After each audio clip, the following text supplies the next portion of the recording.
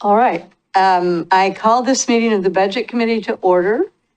This meeting is being held in person. The public is invited to watch live on the city's YouTube channel, Comcast Cable Channel 30 in the city limits, or via Zoom using the link on the meeting webpage. There will be opportunities for the public to speak during the community comment time. Written comments may be submitted by email to finance@milwaukieoregon.gov. When it is time to make public comments, staff will monitor the comment cards and email inbox. We will take comments in the order they are received and seen. Spanish translation services are available upon request. The public is asked to request those translation services at least 48 hours before the meeting. And translation services are also available in other languages. We'll begin with introductions. I'm Leslie Schachner, Budget Committee Chair. Robert Massey, City Council. William Johnson, Community Member. Michael Osborne, Finance Director. Emma Sagor, City Manager. Sophie Sherman-Burton, Citizen Member. Adam Costa, Body Councilor. Mary Rose, Citizen Member. And we have Will. Councilor Anderson, if you can hear us and you can unmute, you can introduce yourself. Otherwise, we'll just note that you're on. I should do both things, Council President Anderson. I'm about 5 minutes out. See y'all. Okay. So the next order of business is the approval of the minutes. Does anyone have any comments or corrections? I was referred to as Member Anderson 4 times in these minutes, and it's quite easy to fix because he wasn't here. So anytime you see Member Anderson, that's supposed to be Member Johnson. The Williams are apparently confused. We can make that edit. Sorry about that. Okay. Any other comments or corrections? Okay, so hearing none, I will entertain a motion to approve. Motion. I move to approve the minutes with the edit noted. A second? Second. Okay, so it's been moved and seconded to approve the minutes. Is there any discussion? Seeing none, all in favor say aye. Aye. Aye, okay. Next, Michael Osborne, our Finance Director, will go over the answers to the questions that were asked at the last meeting that needed follow-up. So from last meeting in February, I didn't have any follow-up items that were left unanswered, but I wanted to use this time to let everybody know that we do have a Budget Committee vacancy and we're planning to fill it later this month. We just completed the committee recruitments and interviews are scheduled for later in May. We hope to have the seat filled later in June for our next meeting that will be in August. We had 5 people apply and the interviews are this Thursday, May 15th, and all looked highly qualified. So I'm optimistic we can find another member to this committee. Oh, thank you for that information. And will you be sending out information about who's chosen before the committee meeting? I can, once it's chosen, I can let you all update you on that. Okay. I mean, I would like to know. Is there a Budget Committee representative on the interviews? I believe Me. Leslie is. Okay, that's great. But that doesn't mean I know who's chosen. I see. I understand now, Leslie. Just, trying to keep things on track. Okay, so you have nothing further? No. Okay, we'll move on to the community comments. At this time, we'll open the meeting to any community members that would like to discuss any city business with the committee.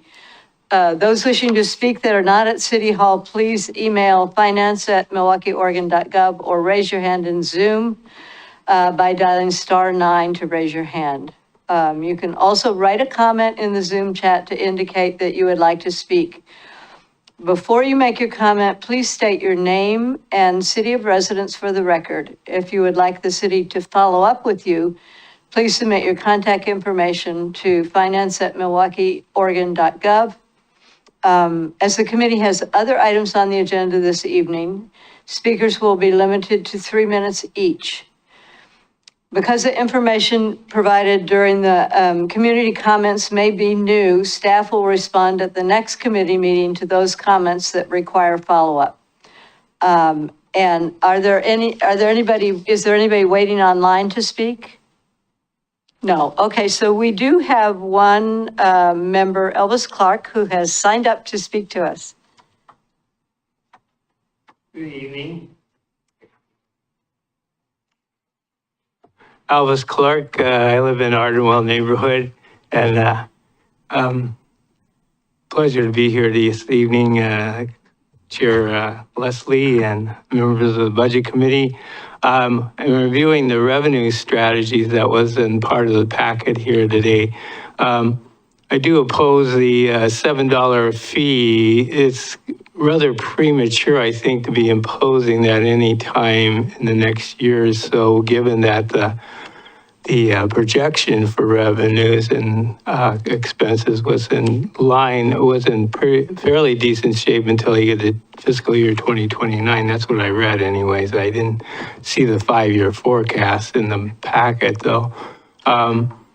So I think it's premature on that one. As to the card fee processing reimbursement, I think that's fair because a lot of businesses are already using a card reimbursement from their customers. So I think that would be a place you start if you're going to raise revenue. On the photo radar, that's kind of a mixed bag, but I'm neutral in that one because I think it changes the nature of our policing department from one that may become have a little more antagonistic and a little bit more opposition from the general public. Right now we have a fairly, people are very enthused about our police department and hold it high and with a lot of respect. But if you get a few tickets out there, I can imagine people getting somewhat less enthusiastic about the police department. But that's your call. You have to face the constituents. I don't.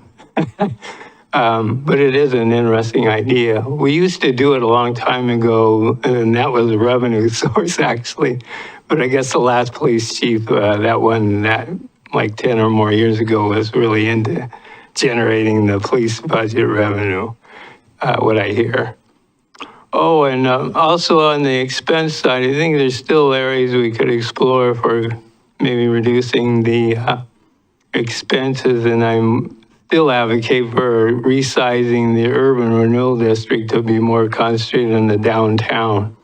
That over time that will restore or stop the diversion of property tax revenues proceeds from the general fund, and especially if you have a thing like Murphy site get developed, and that would be out of the urban renewal district, so that money would flow, improvement money would flow to the general fund. Also with the big development at Hillside, I think we should get some assistance from the county with that. It doesn't bring any property tax proceeds in, and there's bound to be some extra safety issues there that arise over time with that big development. So I think that's another area. Yes, and climate change too, I think we could scale it back. Today there was an OPB report that the title is How the Pacific Northwest Dream of Green Energy Fell Apart. And so things, I have always known this is kind of an unrealistic idea that we can do this anytime soon, because I was in the industry for a long time, and it takes decades to build transmission to remote wind farms and solar farms, and proving out to be the case, and that's what we are.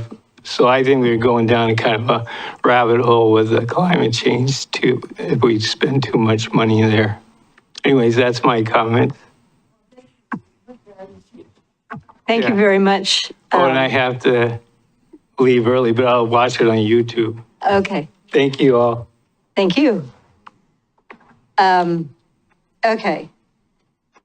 So, and we have nobody else waiting, right? There's no one online, and we did have Mr. Clark submit a written testimony or a written Statement. comment as well. Okay. And also David Chizazon submitted one from last budget committee meeting, and both of those are included in the packet. Okay, thank you. So now we will move on to our city manager update. Thank you, Chair Chalkner. And it's great to be with you all this evening. So I'm here to kind of set the stage before we dive into our quarterly report and our financial stability strategy update by telling you a little bit about what happened in Q3 of the fiscal year, which is January through March of 2025. Another busy, I had to finally take off the bullet that said another busy quarter in Milwaukie, because the truth is they're always busy quarters in Milwaukie. But I'll start with some hiring and personnel updates that are the direct result of several of the actions you've helped us take. We are currently reviewing applications for our new emergency management and resilience coordinator. This is a position that we were able to create thanks to some American Rescue Plan Act dollars that we did not end up needing to use on a CIP project that came in under budget. So we were able to reallocate those to help fund this position, which I think will be a really great value add for the city. I forgot to put this one on there as well, but we have filled the economic development coordinator position, which is another one that you guys helped us create using urban renewal dollars. And Sierra Williams is our wonderful new ECDev coordinator. She's been with us since April 1st and has hit the ground running. We continue to be doing a lot of recruitment and hiring, and I'm really pleased to share that we're finally making some progress on police hiring. Since February, we've added 6 different staff to our police department. That includes detectives, some brand new officers who are now at the academy, and a new person in our records division. So that's just wonderful. You'll see some data from Michael later on about police staffing, and it will show that we're still quite understaffed there. But that's because a lot of these hires have happened actually since Q3 closed. Now, again, those hires, several of them are done at the academy, and it won't be, it'll probably still be a year and a half until they can be out in the field on their own. But we're really working hard to get our staffing levels back up. And then also on the personnel front, I wanted to share that since I took over as city manager, we've been doing something called an organizational assessment, really looking at our org chart and asking ourselves, does this structure and does all these teams where they are situated really make the most sense for our city? This is part of our bigger effort to work smarter together and build the most efficient system possible.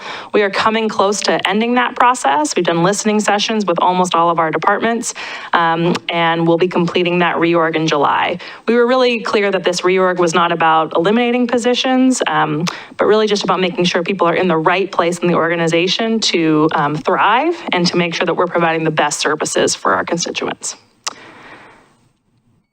I have a question. You said that the purpose was not to eliminate positions, but does it in fact shrink our personnel schedule at all? This will not, this reorg will not. So my second kind of batch of updates, and welcome Council President, is around council goals. So the last time I was here, I gave kind of an exciting update that we had just adopted new council goals. The work is well underway now to flesh out action plans for those 3 goals. Those goals are economic development, parks and green space, and affordability. And the way that we are going to do council goals this time around, every quarter, one of those topics will be the focus of a council work session. we've created some templates that really will help keep staff and council on track to make sure we're moving and advancing work forward and accomplishing deliverables in each of those areas. These action plans can be found online and will be updated each quarter when staff come back to give an update on those council goals. So it's really exciting stuff and a lot of great work that I think we're going to accomplish before the end of 2027 in those 3 areas. I want to just give a shout out. It's been yep, and just your microphone, Chair Schachner. Oh, sorry, I thought I hit it, but it didn't respond. So when you talk about there will be a regular updates, will that be some sort of a formal report or I mean, if I wanted to see what it was, how would I find it? Yeah. Would it be in a council or would it be coming to the budget committee? It's a great question. They'll come to council. So once a month, there will be a council work session dedicated to a goal. And so each goal will happen once a quarter.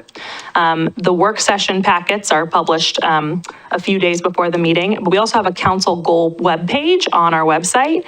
And those updated action plans that'll get refreshed every quarter are put up on that webpage so that you can see at any time what the most recent progress is in each of those goal areas. And we can definitely send that link around to the budget committee. I mean, I get the announcements about council stuff. So if I were to look at the packet of the work session, it would be there. Yep, it would say council goal update, economic development, or parks and green space. But are there then minutes from that meeting that document? Okay. There are minutes, Okay. yes. I'm just trying to figure out how to get information. No, absolutely. And it's a really great point. And I think one improvement we're making this time around over previous goals is we'll have this action plan that allows you to see each quarter how we're moving the needle and moving work forward. So in addition to the minutes, you'll have that documentation. The next section is just, I want to give a quick shout out. I feel like the last 2 weeks I've been at award ceremony after award ceremony recognizing our public safety staff. That started with Detective Catherine Meyer winning the Milwaukie Police Officer of the Year award.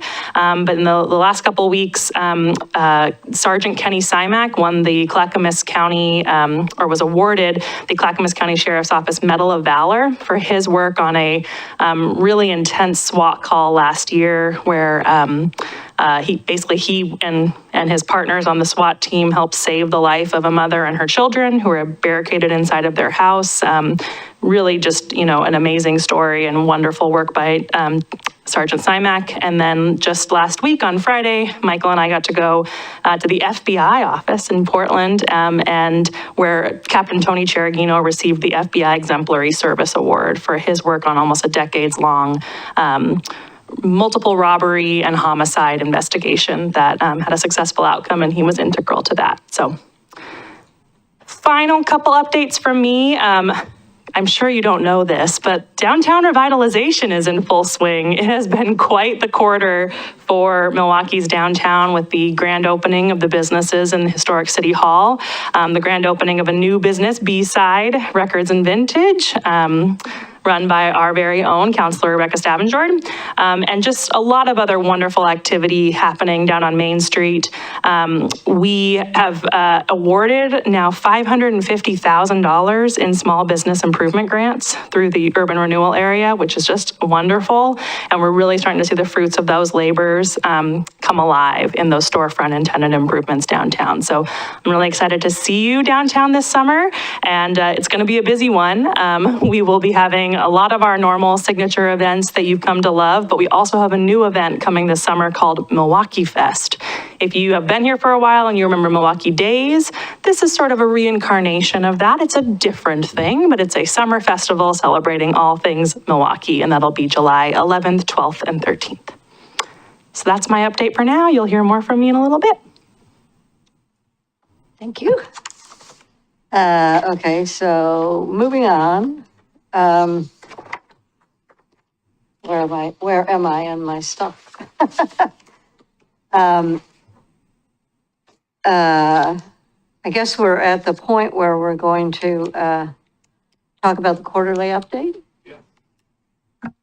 Yes.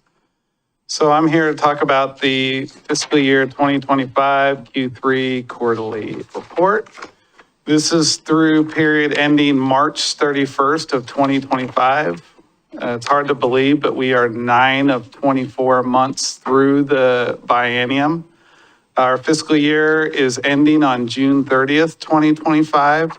So we are hard at work preparing for the fiscal year end. In Q4, we do a lot of accruals and journal entries, just trying to true up costs, true up our prepaids and our IGA transfers and everything. So those come through in the fourth quarter. I'm kind of going to give a condensed summary version of the quarterly report. All of you should have received it on Friday. And if you have any questions, I'm open after the meeting, or you can email to ask me any questions directly. But I'm just going to kind of give a summary to go over tonight.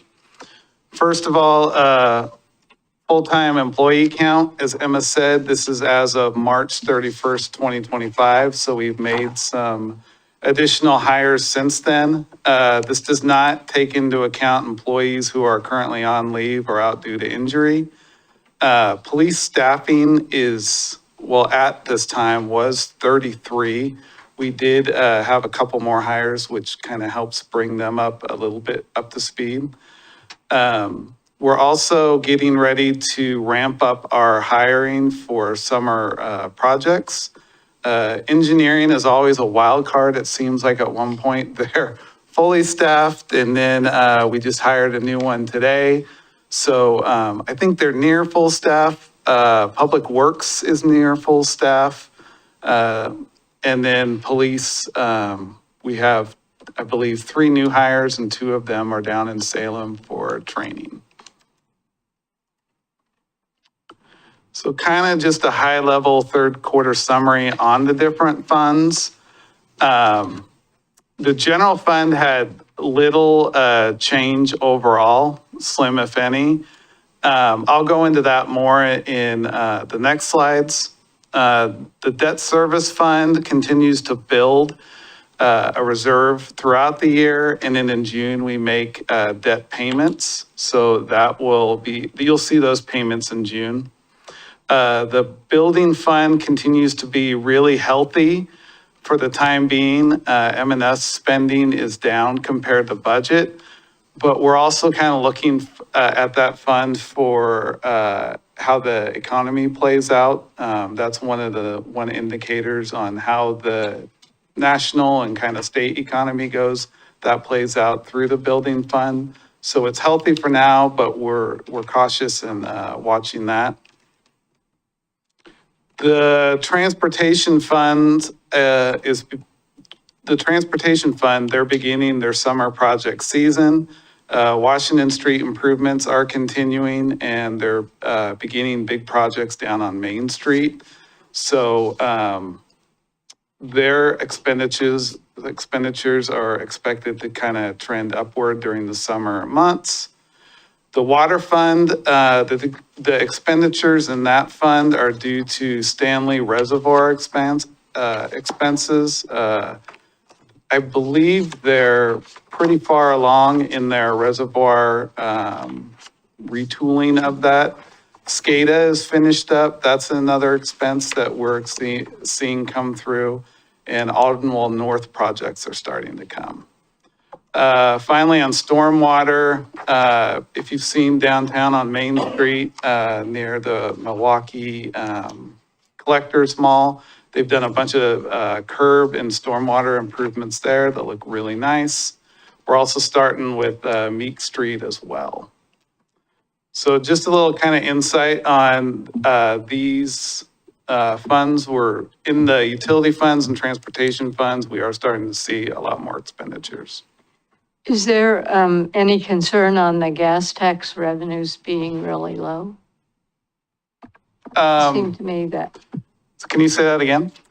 The gas tax revenues being low. From what we've seen, all of the gas tax and the sin taxes, so to speak, are all on budget. So what we budgeted for last year, they're all on par, but going past the biennium, that's a question mark. Okay.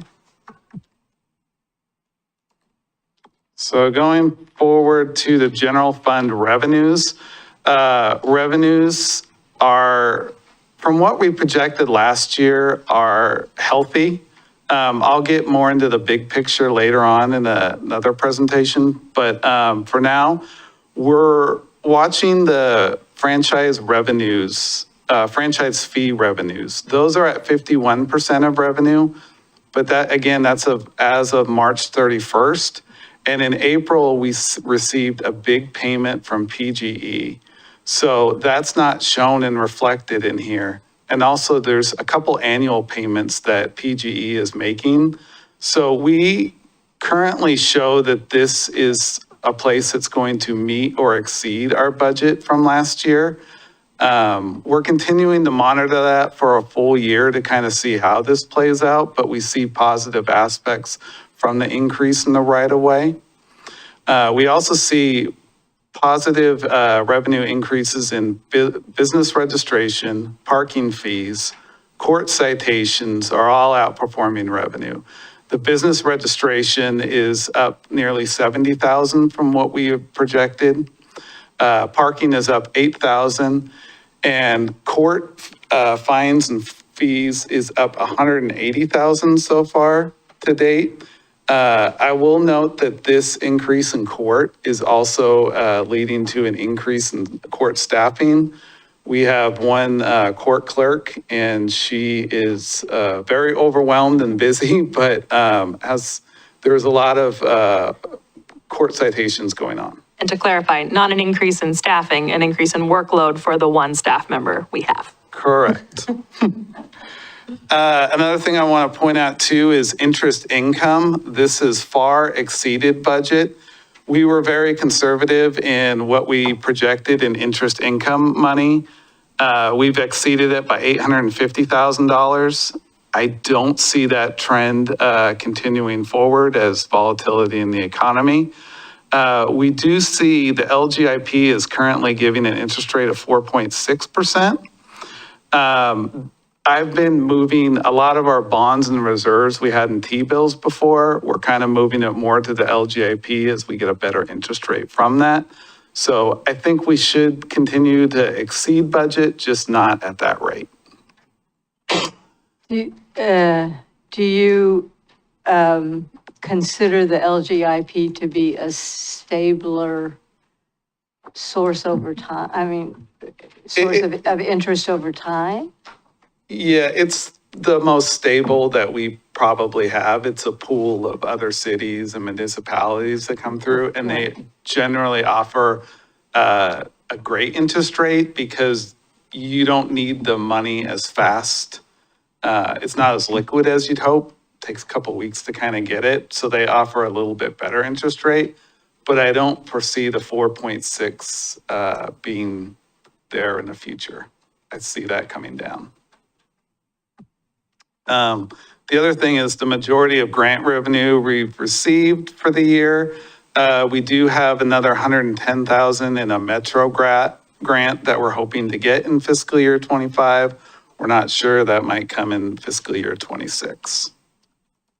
And Chair, I just want to note, I believe Councillor Stavengerd is on Zoom. So I will watch to see if her hand goes up and she needs to speak. Mike, Welcome. Michael, can I get some clarity? In the packet, the prior year change for property tax revenue, in 22 to 23, it's 14%, 23, 24, it's 5, 24, 25, it's 2%. Why did we see, is that 7 acres coming online with that 14% jump? Or like, why are we seeing, I think the narrative around town is we're seeing a lot of new development happening. And I would expect a proportional increase in our property taxes, but that's something that we're seeing decline year over year. Can you help explain why that's the case? Well, one I would say is as the new Cherokee Farms and those places have come online, we've budgeted for those. So I don't know if are you looking at increased? Can you identify the page you're on? This one doesn't have page numbers. It's general fund at the top, right after general fund notes. Right. And then, and it's the property tax line item, which is the first one. Yep, and then it's prior year change, that first column. Right. Which is 22 22, 23 is 14%, but 24, 25 is only 2%. Right. Yeah, yeah. So you're asking why it's down? Yeah, I guess I'm curious. What I would say is if you ask people around town, is there more development than there was 2 years ago? I think people would say yes. And I would associate that with an increase in property taxes then. But we don't see that trend reflected in our numbers. And maybe it's not an answer for today, but it's something that I'd like to understand a little bit more, especially as we look at a larger fiscal picture. Part of it also might be where that development is located, and I think a significant portion of that development has happened in the urban renewal area, which then means we don't see the full property tax accrual.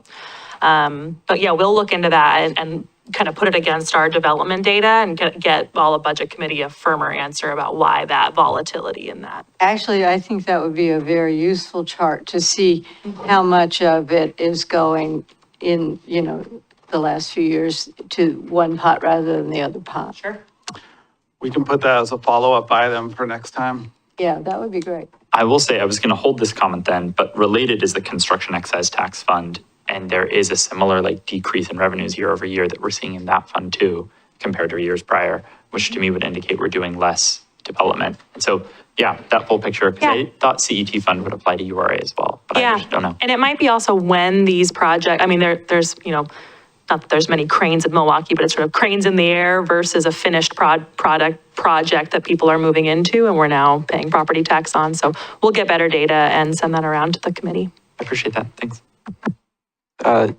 Similarly, when you're answering that question about the property tax, I am curious why 24 going to 25 is only 2% growth. I mean, if we're limited to 3% growth, we should be trying to get that every single year, right?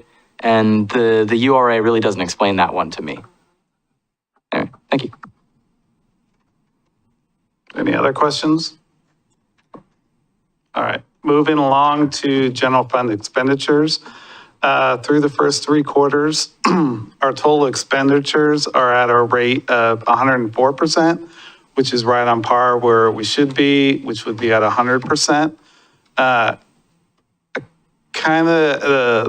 A couple things to keep note of. The Public Works admin is over budget due to capital outlay expenses for the projects, park projects that we had. Those came online in February, March. I'm going to show a budget adjustment later to address that. For facilities, there was capital improvement costs for the PSB seismic retrofit at the Public Safety Building. And we also did a solar project on Johnson Creek that were both done in fiscal year 25. So those are kind of front-loaded in the biennium, and we should see less capital spending in fiscal year 26. A couple other things that we did in M&S, just to point out, electricity costs have increased for PGE.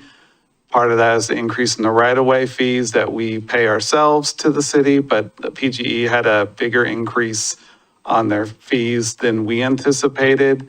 There was a painting project at Lending Library and some HVAC projects that we had. Also, finally, janitorial costs came up a little above budget than what we budgeted last year. So are you saying with regards to the PGE costs being higher, our projections were based on what they would be just adding our increase and they increased by more than that? In general, yes. And was that predictable or not? It was. When we did the PGE budget of that, I think I just did like a straight 3 or 4%. And I think their increase went up a little bit. On top of that is the right-of-way increase. So we just didn't, it's not a huge thing to reflect, but it's about, $5,000 to $10,000. Do we have a standard source of data that would allow us to get that right? For going forward, yes. Okay, which is? Well, next year we'll have more data, and since these increases have gone up, we'll just kind of look at the past year history and use that better to reflect in the future for budget. I'm just wondering if there's something like their own proposed rate hikes with the state or something that would give us a better idea of that. Yeah, we can look at that too. I think at this point last year, we were just trying to do a guesstimate of 3% and it came in above that. But you don't see that as a problem going through this biennium at all? It's for the dollar amount, no. It's again, 5 to 10,000. It's a little bit of increase, but in the overall scheme, it's not. It's not the big reason for the added general funding expense increase. Also too, I just wanted to highlight that IT is a front, oh, go ahead. I was just gonna ask about the HVAC situation at the library. Is that resolved? I am pleased to share, and Peter can correct me, but I have heard so few complaints about the HVAC. And we're heading into summer, but I think the HVAC's, I think we might have cracked it. Famous last words. Everyone knock on wood. I was there on a 100-degree day last year there doing the cooling center. And it was so cold in there, somebody had to leave because it was so cold. So I think it's working well as of last year. Getting back to expenses, IT software is a little over budget. That's because a lot of their fees are annual and they're front-loaded in the first quarter of the year. So they trend over, but in Q4, it should be a lot less expense and make up for that difference.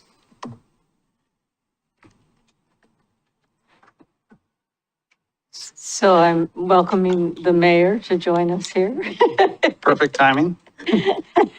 Sorry for being late. I was at a Metro meeting, but glad to get here.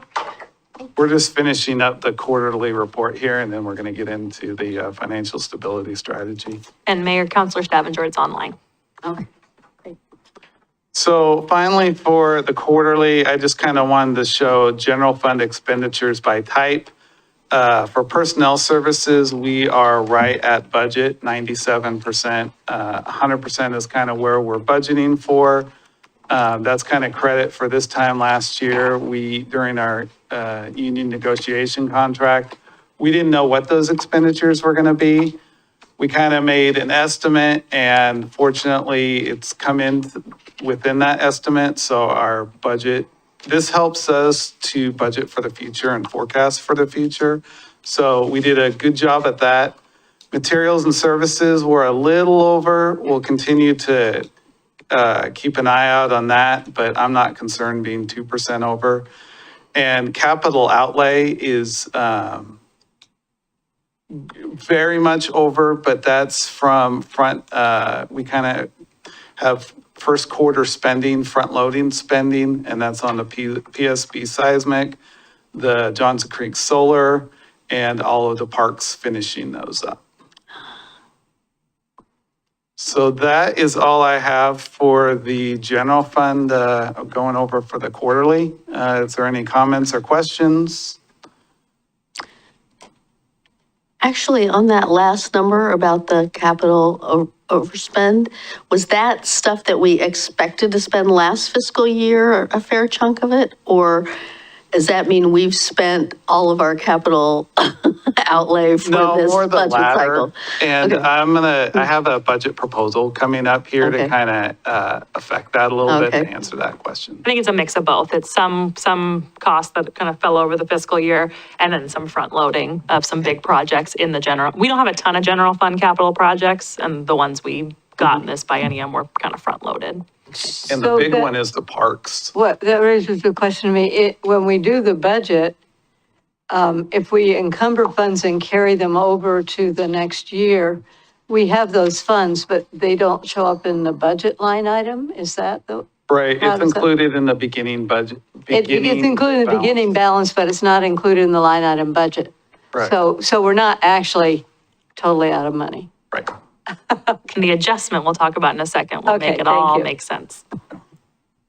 I did have a question back on the staffing page. Various departments were down some amount of staff, except for engineering was 1.4 over.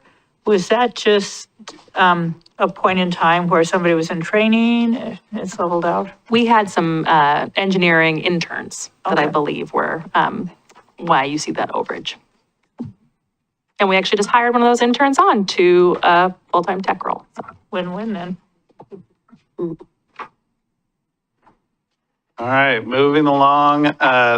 Next is the fiscal year 25 budget adjustment.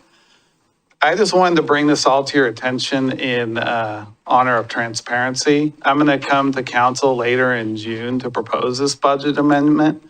But for the budget committee purposes, I wanted you all to kind of see what I'm doing. This is a proposed amendment that I'm doing to kind of do three things. One is increase the parks budget in public works by 800,000. This is to offset parks-related expenditures in fiscal year 25. We received these funds in 21, 22, and that's when the revenue came in, and the expenditures kind of came in through the last biennium. It took us a little longer than anticipated to get this work done. So I just want to match the revenue to the expenses. So we're bringing in an $800,000 budget increase to the beginning of the fund balance just to adopt that so that our books kind of show apples to apples. So you're saying that's ARPA money? Yes. Okay. Number two is we want to finally close out the City Hall Fund, and this is moving 146,000 from the remaining in the City Hall Fund from that to the general fund. We're going to bring it into the city manager budget. This is all related to art purchases that we've made. Some of these invoices have come in subsequent of last year, so it's been spent down a little bit, but as of July 1, 2024, there was 146,000 in the City Hall Fund, and we're just bringing that to the general fund to close that out. And We came in that much under budget? Is that what that's saying? no, that was money that was always allocated in via the 1.5% for art ordinance from that project. The art was a little slow. So we closed the fund in the last, when we made this budget and parked that money. And now we're moving it into the city manager's office, which is where our public art line item lies, so that we're still spending it on art for this building. Yes. You got it. The other fund is closed. You got it, yep. So the invoices Michael is referring to are for the large art piece down in the lobby that Pete Beeman completed last year. And then we also will be spending funds up on the third floor lobby for additional public art. But it was still budgeted for art. It's just, since that fund is closed, we're putting it in the general fund. We also have a small miscellaneous administration adjustment to clean up transactions from the previous year. That's a minimal amount of 2,500. And this completes the three kind of budget adjustments I'll bring forth in a resolution in June. But I just wanted to let everybody know, Budget Committee, we're all here together, what we're looking at doing. Sorry, is that 800,000, is that the last of the ARPA money? There's no more ARPA money? Well, kind of twofold. We've obligated ARPA fund money for purchases of police vehicles in this fiscal year, and also half of it for the new emergency management coordinator. Okay. But yes, all of our ARPA dollars are obligated. Okay.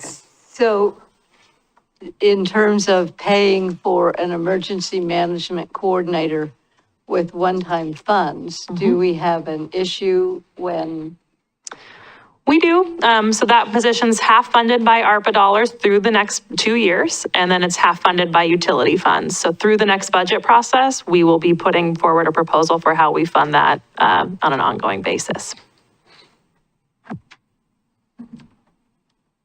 All right, next up is the big part of the presentation, the follow-up to the financial stability strategy update. We're going to pick up the discussion that we had in November 2024. If you all remember, that was when I brought to you the list of 21 potential revenue ideas. So this is kind of a follow-up to that report. Is there page in the packet? So in the packet, this would have been the staff report that was included about the financial stability strategy. These slides were not sent out in advance. Yeah, has anybody found it?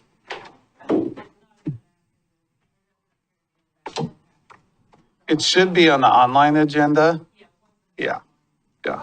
I don't think it's for what you guys have in front of you now. And I can resend that to you after the meeting if you need.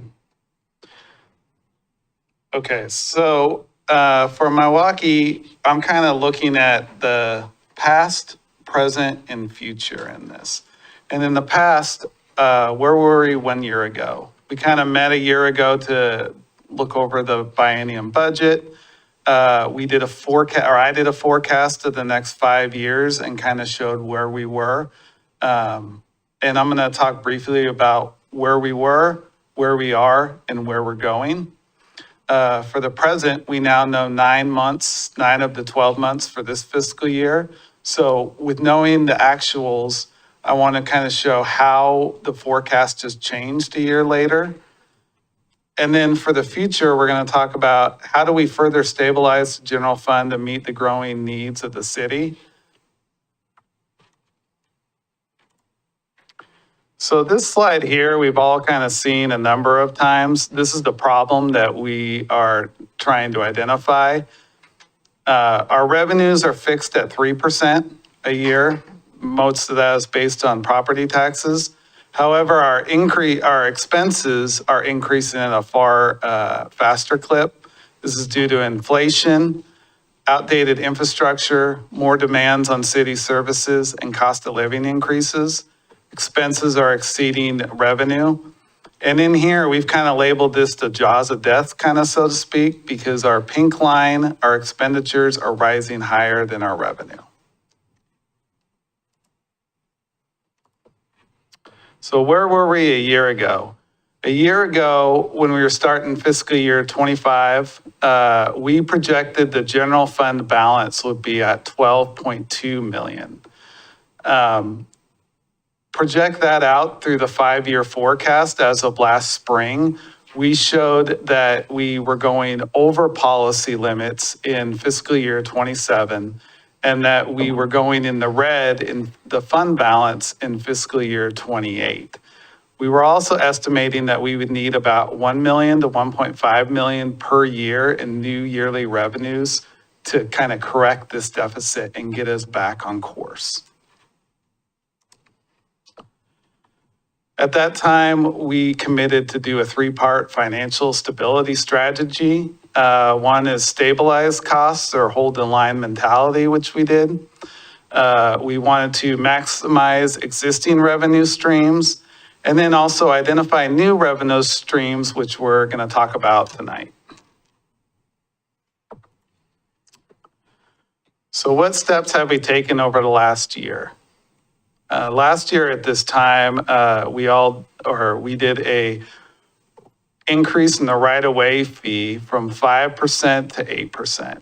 And so far, those are budgeting pretty healthy. Our trend right now, we had budgeted last year at 1.8 million for the year. We don't have Q4 and annual data yet. That's coming in later in June. But so far, we've seen it that it's on budget or maybe a little bit higher than budget. We're still feeling those out and we'll report back in August on how those play out. As I said earlier in the quarterly fee or in the quarterly section, business registration, parking, court citations are all outperforming revenue, which is great. Court fines as well. We also did a full review of the comprehensive fee schedule and presented that to council last week. So we wanted to update in how we are better capturing and recovering our costs on the fee schedule. We also, last year, in order to stabilize cost, we settled the union negotiations. Again, we budgeted kind of fairly accurately of where we thought those were going to come in. Those help us to not be in a hole as we're starting out this fiscal year and having to make up those costs for added labor and benefit costs. That helps. We've held the line on materials and services, and as Emma mentioned, we're currently doing a reorg strategy to make sure that we're doing an assessment to make sure that we're handling the city's needs in an effective and efficient manner. All of this said, that this comes at a cost. Right now, we're not fulfilling all of our contract and training needs that we need. And also, we haven't been updating and upgrading some softwares like we should. We've been trying to hold the line and be as efficient as we could. So with a hold the line cost in a economy that's costs are rising at 3 to 5% clip, that hold the line mentality is also a cut to the services that we have. Michael, can I ask, and maybe this is a question for Emma, but I know in the contract that we negotiated, we talked about doing a market study. I'm curious what's happening there, and even like just forecasting out. I think we've stabilized costs for this biennium. But when is the contract up, and what should we expect in our next bargaining? That's a great question, Council President. So, we adopted an MOU when we settled the contract with AFSCME, which is the labor union overseeing most of our staff, to do a comprehensive salary study of all of our positions. In that last bullet there of becoming a more efficient organization, we mentioned the reorg, but we also are taking some other steps. Have done a full review of all of our job descriptions. That's almost completed. And that becomes the baseline then for how we can do that market study. So we've done that job description update in partnership with all of our staff and are about to embark on the salary study portion. That's going to be a several month endeavor in collaboration with our union leaders, but we've scoped it out together and we're really excited to get started. The timeline on that we'll gather that data probably around the fall, and then it's hard to believe, but we're going to be in budget season, and we're going to be a few months away from starting contract negotiations again. The contract will be up again next June. It's on the same cycle as our biennial budget. So what I actually am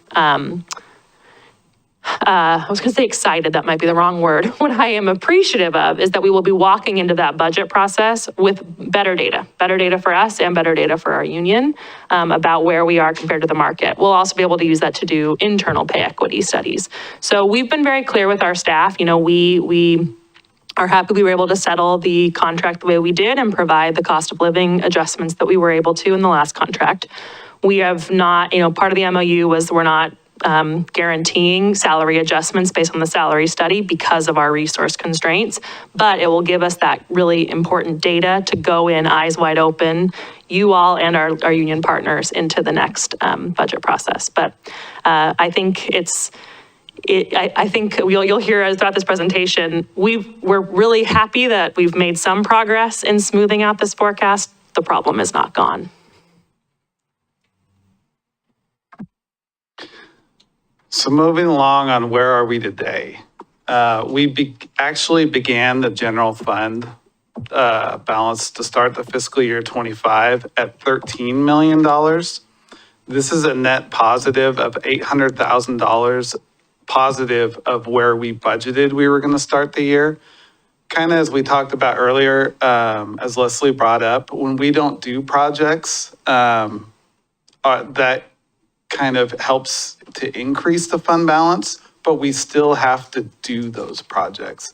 So we didn't start off where we budgeted to be, but we came out with a higher beginning fund balance that helps us start the biennium year right, or more in the positive. We also continue to hold the line budgeting, as I've talked about. On this next slide, this is kind of a comparison on the general fund, what we budgeted for last spring and where we are today, 9 months actual, 3 months estimate. And you can kind of see that at the beginning there, our beginning fund balance is increased another 800,000. Revenues, we've seen an increase of almost 600,000 of what we budgeted in the previous year. Expenses to date, it's almost about 1.5 million is we're seeing less in expenses. That could go up in the fourth quarter of next year, but this is kind of just what we're forecasting and projecting. The fourth quarter of next year or this year? Of this year, sorry. When you add on the contingency piece to this, our fiscal year, we said at the end of fiscal year 25, we were going to be at $7.7 million balance. I show is more being at 8.9 to almost $9 million at the end of the fiscal year 25. And then for 26, we showed at this time last year, 6.3 million. I'm projecting out that we'll be at more at 7.36. So how does this update our 5-year forecast? Slightly better than last year. The fund balance we show in the black through 2028, that buys us another year. I do show as being out of policy requirements in fiscal year 27. And I show that the annual general fund revenue needed to balance the 5-year forecast is now down into 500,000 instead of up into the million category.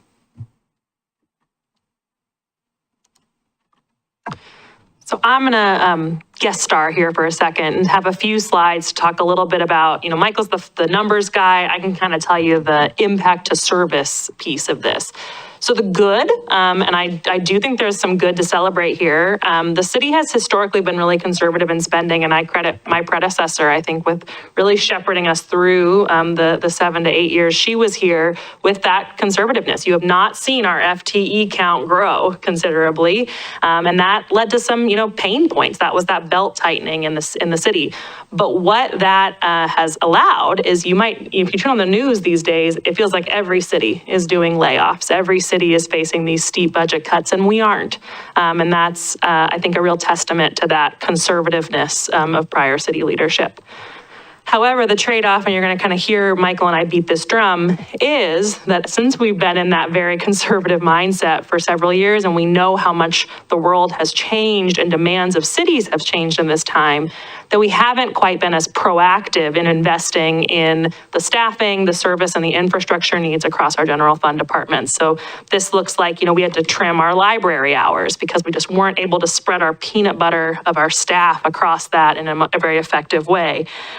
We've not been able to increase our public works staffing and our administrative side of that as we've been taking on bigger and bigger and needed utility CIP projects. We passed wonderful policies, things that maybe will result in more assets and amenities like rain gardens, but I have one guy that maintains all 150 plus rain gardens in the city. And then public safety, you're going to hear me talk a lot about tonight, but is an area where, if anything, we've actually reduced staffing resources and others while the demand on public safety services has increased.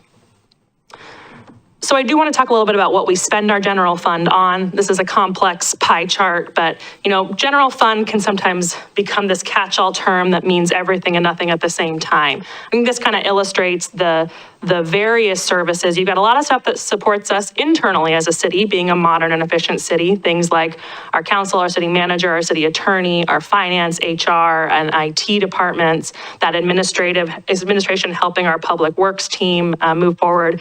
But it also is the engineering staff and the community development and planning staff that make all this wonderful revitalization happen in the community. And then a big piece of it, this yellow 49% of the pie chart, is what I call our public safety continuum of care. So when you hear public safety, you of course obviously think about police and think about emergency response. But I think over the last decade, we have really evolved our understanding in Milwaukie and our values around public safety to think about not just emergency response and law and code enforcement, but also how we support our most vulnerable community members. I've got some statistics about how the landscape has changed that I just want to share with you that shows that ballooning. in the last year alone, Glenn Sekonic, who's our behavioral health specialist at the police department, he made 527 behavioral health contacts. So that's a call with someone, that's going out with an officer to respond to someone. That's 527 in a 365-day year, and he does not work 7 days a week. So you just think about the sheer volume of workload for that one individual. Very sadly, if you look at the overdose data for Milwaukie, in 2020, we had 22 overdoses that had been recorded by the county health department, and 2 of those were fatal. Last year, so this is only a 4-year change, we had 78 overdoses in the city of Milwaukie, and 11 of those were fatal. Traffic crashes and traffic rates have been, traffic safety incidents have been going up. This is consistent across the metro area. We had 123 traffic crashes in 2021. We had 185 in 2024. And then, I mentioned the continuum of care, which includes our library staff, where we're seeing daily patron incident reports increase as more and more folks seek refuge in the library, which is great. It is a third space where we want folks to not have to pay anything, to be safe, to be indoors. But that also brings some behavioral health challenges that our library staff have done an exceptional job stepping up to the plate to respond to, but it's not their day job. We've also seen just calls for service for the police department increase significantly. There's about 17,600 calls in 2021 to our police department. Last year, it was 22,500 in 2024. The big hotspots of those calls are also some of our newest housing developments, Hillside, Axletree, and North Main. These are, we have goals around housing. We want to see more housing units here. We know it's a part of responding to our housing crisis. And we know as we add housing units and we densify, that does lead to a greater need for some public safety response. And then finally, just kind of paint. I have a question. Of course, Leslie. Do you have a sense of the degree to which our increased housing population has affected the staffing ratios for police? For police, I can share a little bit on that. We've gone down in staffing in police. So in the mid-2000s, 2005, 2006, we had an FTE count of around 39 sworn officers. We're now at 33. Our ratio of officers per 1,000 is 1.45 officers per 1,000. The national average and industry standard is 2.5 officers per 1,000. So you've heard Michael and I talk about, the mandatory 12-hour shifts that we have our police department staff working on. You've seen the overtime data, which is what that then generates, and that comes at a significant cost. But again, I want to say this is not just a police issue. This is that whole 49% wedge here, which translates into our court. We talked about our court staffer. It's great to see that our, court revenue's up, but that also means, we've got a lot more work processing through our municipal court. So I, as your city manager, want to say, I think across all the wedges in this pie, we probably are underinvesting. We need some additional investment, but this yellow section is one of the things that keeps me up the night the most. And I think we see a lot more things coming down the pike. Good things like more housing units, and troubling things like behavioral health and addiction data that is not trending the right way. And all of that means that the pressure on this part of our city services is significant. You're going to hear us give some suggestions tonight that would lead us to treating public safety and this public safety continuum of care more like we treat our utilities. In our utilities, we look ahead and we say, what are the investments we need? We need to maintain safe drinking water. We need to maintain our roads. So what's that capital plan, and how are we going to adjust rates to address that? Well, when your public safety continuum of care is funded by the general fund and we don't operate in that sort of utility mindset, we often get in this position where we are now, where I think is quite a bit understaffed and under-resourced. So we have some proposals that would change that to approaching it a little bit more like a utility service. And on that note, then I'm going to hand it back over to Michael. What about those other funds? So I want to make sure to say, we are really focused on general fund. And tonight, we're going to kind of laser in on 3 general fund ideas. That said, we have other funds, and those other funds do generate costs for our constituents. We are going to be spending probably the next 2 to 3 budget committee meetings deeply in CIP land, because the capital improvement plan will drive the changes to utility rates and other things in these funds. And I don't want to hide the ball. If you're on the CUAC, and last week you heard Peter give an update about, very high level, but about the rate study work we're doing on our water fund and our transportation fund. And we are going to need increases to those rates in the next biennium. I don't want that to become a shock when you start seeing those numbers next month. We're doing what we can and working with our consultants to see how we can smooth out those increases. We're going to bring some questions and option sets to you so that, you can help us weigh in on what the direction is in those areas, because the magnitude of the increase will depend on what you want us to prioritize. But just know the transportation and water fund, there will be increases coming.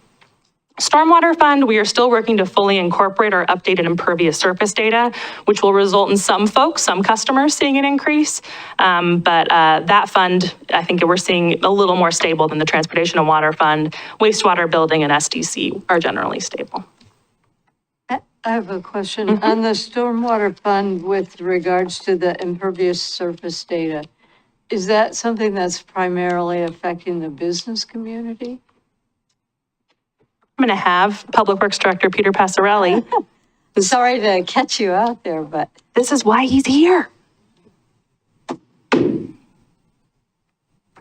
So just a refresher, we charge our stormwater fee based off of what we call sort of an equivalent residential unit, and that's like 2,706 square feet of impervious surface area. So for a single family residential property, it's like one charge. And I think it's like just a little over $29 a month, I think, $29.47. I might be a little bit off, and then when we apply it to other types of customers, commercial customers in particular, we look at how much impervious surface area that they have on their property and then calculate it based off of that 2,706 square feet of impervious surface area to get a fee or a number of units, and then charge them based on those number of units. So the impervious surface area. So just so I'm clear, if you're looking at a big business, you will say, okay, it actually has this much impervious surface, and that's the equivalent of 3 residential units, and so they get charged that. Is that what you're saying? Right, like 3 times that. 3 times that, okay, fee, yeah. okay. Exactly, yes. So the impervious surface data that we're talking about here is we've gone through and audited and used some of our GIS data, using LiDAR data, and developed a new impervious surface data layer. And we identified that it looks like in many cases we have not really done a good job of incorporating changes in impervious surface areas on commercial properties.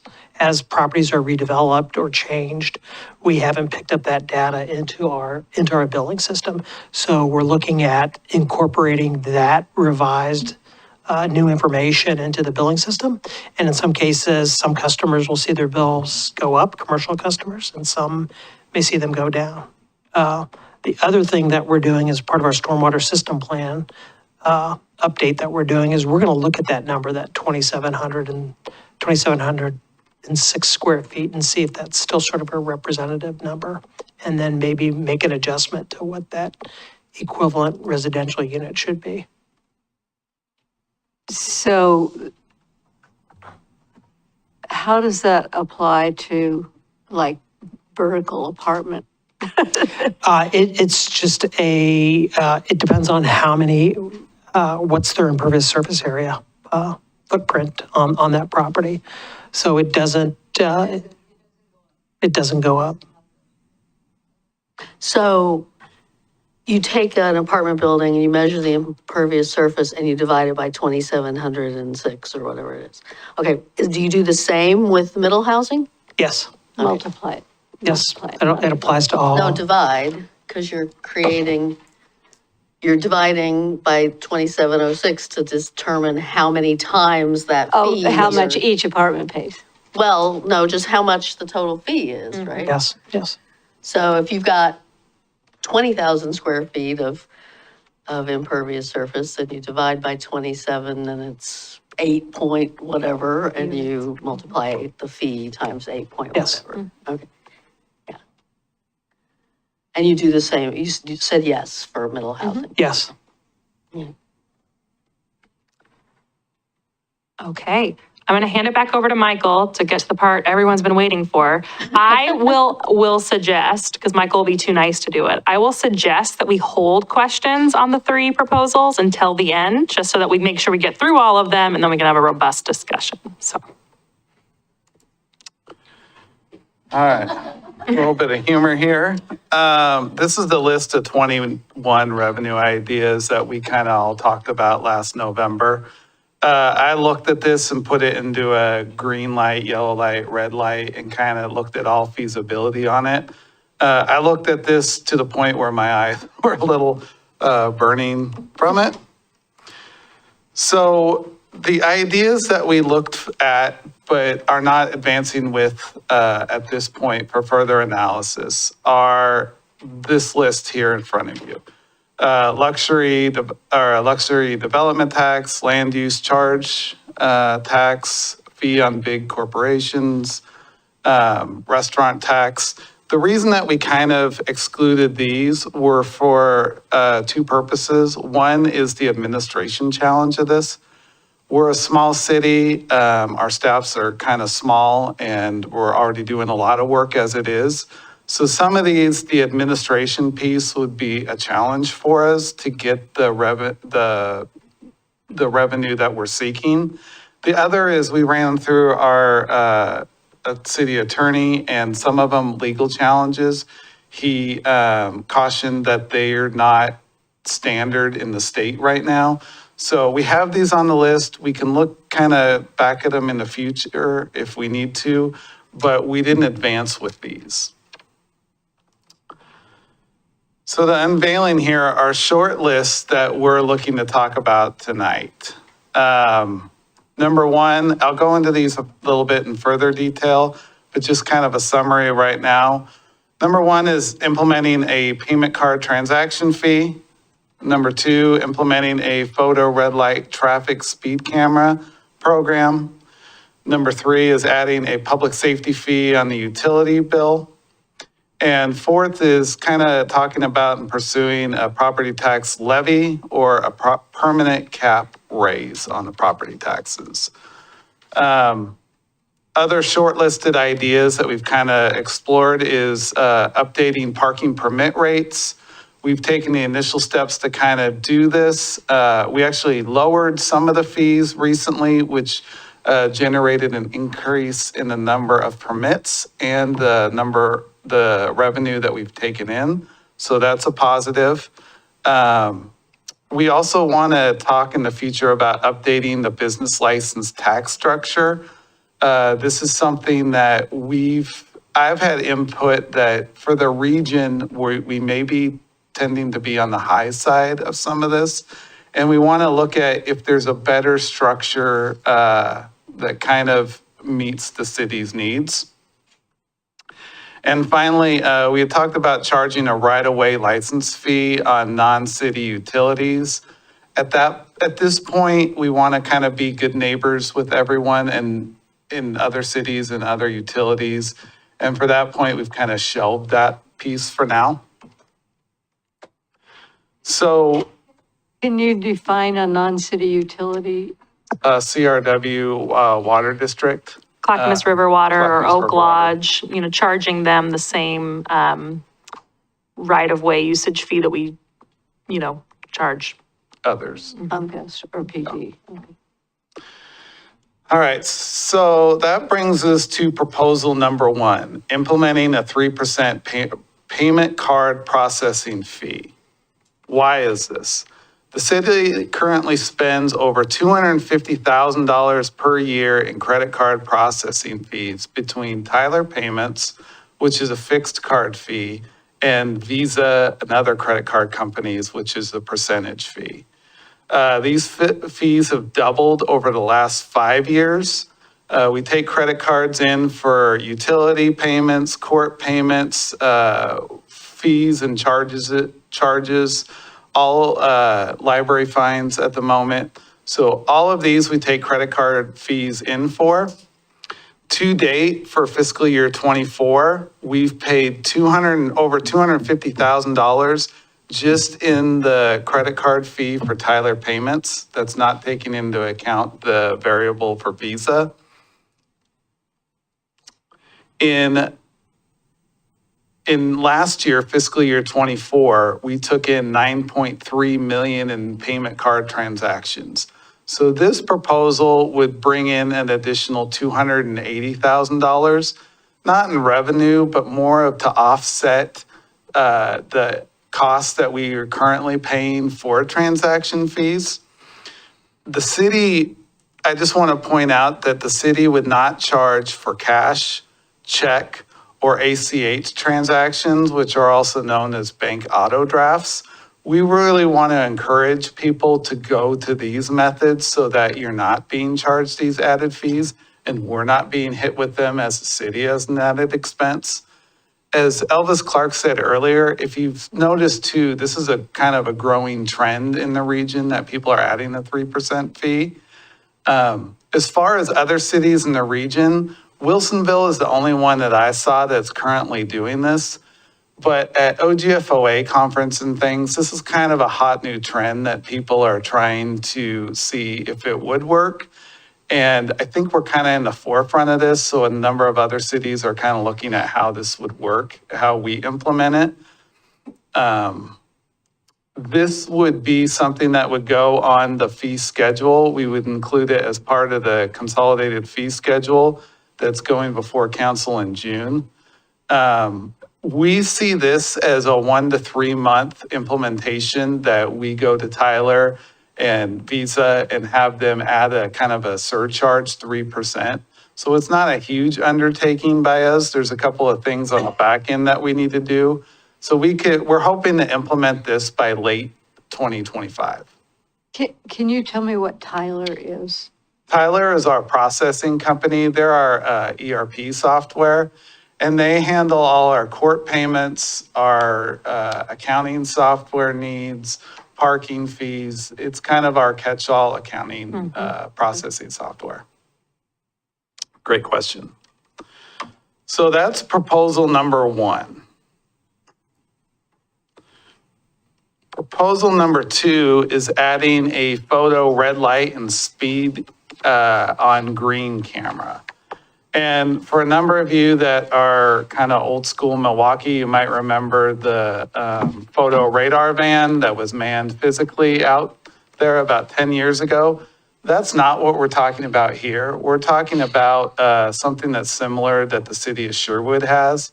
It's a photo radar tower, I would say, is kind of what they have, just a little tower that goes on the corridor. The why is more than 22,000 vehicles travel through the city of Milwaukie every day. And most travel through McLaughlin or Highway 224. And there has been an increase in accidents in here over the last couple of years, with commuters returning to work in downtown Portland following COVID. Some of the numbers that I had the police department pull today is from fiscal year 23 to 24. We've seen an increase in injury accidents go from 29 to 47 over the last year. An increase in non-injury accidents, I'm assuming that's like car fender benders and things, go from 108 to 138 over the last year.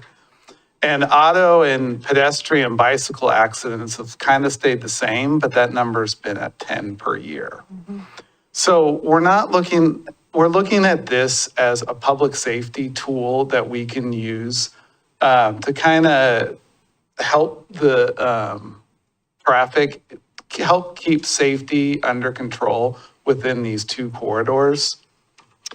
We're proposing to have between 2 and 4 cameras between Highway 224 and one on McLaughlin. I reached out to the city of Sherwood to see kind of how they enacted it. And from them, they see revenues on a yearly basis of roughly 900,000 to 1.2 million. For a city our size, I'm estimating that conservatively to be 250,000 to 400,000. And I'm seeing that one positive from this is that this wouldn't impact just Milwaukeeans, but it would impact all residents going through our city. And with the addition of the downtown Freem and a lot of the stuff coming online, there's a lot more cars and things coming through this area. And it helps in monitoring public safety, but also doesn't weigh on the police department and staffing. This would be, we wouldn't need as many traffic cops out there. They could do other things. We'd still need them to do the software and the behind the scene logistics, but we wouldn't need them necessarily there 24 hours a day monitoring the safety of these streets.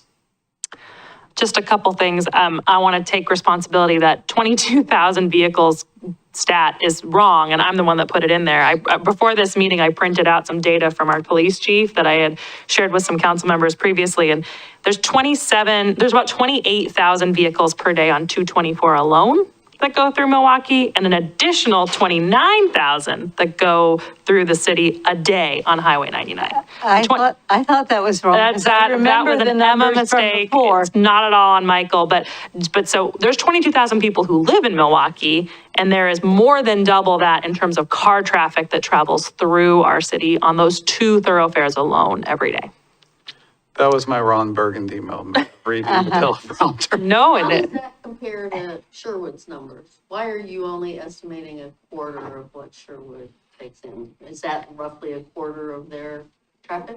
Roughly based on it. I'm going kind of based on a conservative approach because we don't, in a perfect world, if we got to no traffic accidents out of there, that would be a best case scenario. We're not looking at this as purely a revenue generating tool, but I want to be conservative in how I'm estimating this. And I feel like we don't have the number of cars going through as Sherwood does, but I just want to keep it conservative so that we don't bank on this revenue in the future. I just wanted to offer a comment that the city of Portland has cameras that they mount on telephone poles. And I am speaking from experience, having gotten a ticket from the one over on Beaverton Hillsdale Highway. But the way they set it up is they actually give the drivers a speed sign. And they say, this is the speed limit. This is what your speed is. And then 1,000 feet down the road, if you're still speeding, they take your picture and give you a ticket, which really does make people pay attention because they have the opportunity not to get the ticket. one thing also on this, we would need a year at least to do the procurement for a vendor, do some research, probably develop some IGAs with ODOT. These are ODOT facilities we would likely place these on. That year would also give us a chance to do a year of communication and education to Milwaukie residents and make sure they know it's coming. And as Michael said, our hope for this would be eventually it generates zero revenue because everyone's following all of our traffic laws. But I also think there's a positive story in that year delay of really making sure Milwaukeeans know it's coming. I totally agree with that because I will say that when Milwaukie, when ODOT worked on McLaughlin in front of Milwaukie some years ago, Milwaukie asked to have the speed limit reduced from 45 to 30 to our city limits.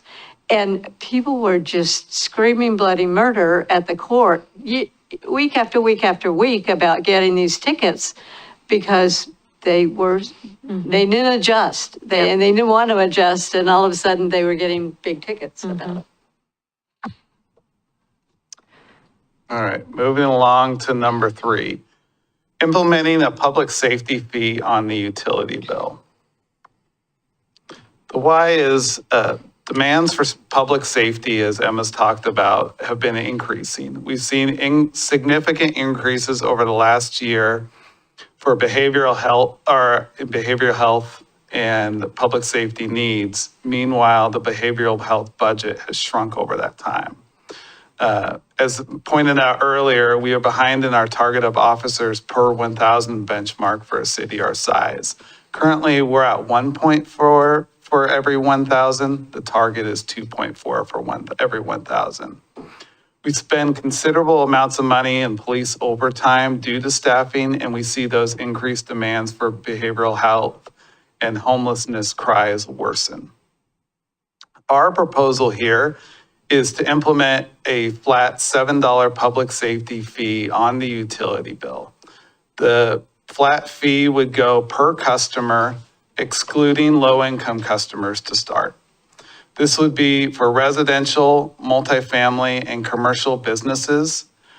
We realize that this isn't the most equitable or fair structure that we come up with, but this is the approach that we can get going as quickly as possible, and the administration of it is easy enough that we can get going with this within the first half of 2026.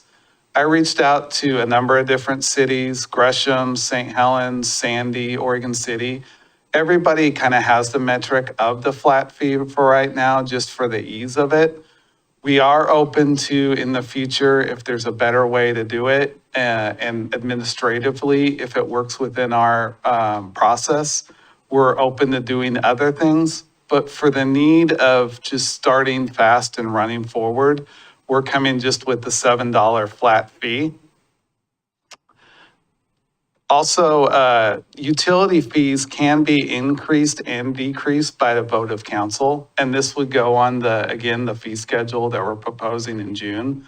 So if we find that, hey, maybe we're generating enough revenue and it fills that kind of forecast gap, then we can kind of tone that down a little bit. So there is a variable with this. This also, I see this as money that can help stabilize costs by reducing the police overtime. So this is money that, in a way, that I think is working for us. By, if we can get in and get an additional FTE, we can make the kind of the commitment today to get additional staffing levels up. It takes 18 to 24 months to get a police officer trained. And by doing this, hopefully in 2 years, our police overtime budget will decrease, allowing us to kind of reprioritize that elsewhere in the general fund. I estimate that. I have a question. Oh, sorry. Yeah. Never mind. I estimate that this would bring in an additional $850,000 annually to the general fund. The fee would be adopted through the fee schedule. And I think that we can kind of run really quick with this and implement it in 2 to 4 months based on the administration ease that we have. So hopefully by fall to late 2025, the FTEs would go through the budget process. So we would kind of start to bring in the general fund revenue and then go through the FTE process during the next budget cycle that we're going through to kind of find how this would increase the different sectors in public safety and also help with court support. Just a quick thing to add, Michael, you heard my spiel before about treating public safety like a utility. You may be wondering, where do we get $7? It seems like it's sort of in the middle of that range there. As Michael said, we believe, we're not coming to you today with an FTE ask. We believe that should happen through the normal budget process. However, we did our homework across that public safety continuum of care, which is our police department, our library department, and our court department, and really asked, if you were fully staffed, if you were meeting the need of what you have now, what would that look like? It would look like another behavioral health specialist, another Glenn who's doing those 500 plus touch points. It would look like a dedicated training officer at the PD. We're doing the bare minimum of training right now because we just don't have the staffing to do it. It would look like 2 additional patrol officers. It would look like 2 additional staff at the library to meet the need of who's coming through those doors. And it would look like additional court support. That gets you that sort of 850,000 target amount, which then, when you back it out, and we did some methodology studies, gets you to that $7. It also, this is credit to Counselor Stavanger, has a nice tagline, which could be $7 for safety. But that's not the reason we picked it. It was not the alliteration. That's where that $7 came from. And to Michael's point, what is nice about a utility bill funding mechanism is it can be adjusted up or adjusted down based on those service needs by a vote of council. All right. So property taxes. We still haven't forgot about the property tax proposal. So what we're asking that right now is now the right time to ask for a property tax increase? And some things that we've identified is the general fund forecast isn't as bad as we had thought a year ago. It's somewhat stabilized a little bit over the last year. So it's not a dire need, but for the time being, the public safety staffing access is a need that we'd like to address. The uncertainty over the park's future, and also the volatility in the current economic conditions, the risk of a recession. All these factors kind of bring in, like, we question if now is the right time to do a property tax increase. I see a property tax increase like different levers. The 3 proposals that we have to you are kind of smaller levels that we can pull and manipulate and kind of change based on our needs. The property tax increase is a big lever, and that's one that goes to the citizens for a vote, and it's one that's permanent. So we're kind of hedging that. Is now the time for this? We don't think so now. There's a time in the future where that is coming, and we're aware of that. It's just based on the forecast and where we're seeing out 5 years, we don't think now is that time. So what are we looking from you tonight? The questions are, do you support moving forward with 3 of the proposals presented tonight? The payment card and public safety fee could go on the June fee schedule. And then the radar detector, we would do additional research over the next year, kind of finding out the feasibility. And we're here kind of to look at what all of your thoughts and concerns are, as we've given you a lot of information here tonight. So with that, I'll leave it to you for questions. The geese are flying. Not all at once.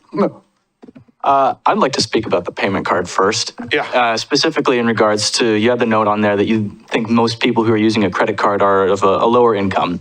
I think a lot of the potential risk to those people could be effectively ameliorated on our part by a change in our own payment due timing. Because if I'm using a credit card to get myself between paychecks, but I will have the money at some point in the month, then we can adjust when is your payment due so that you don't have to float yourself with the credit card.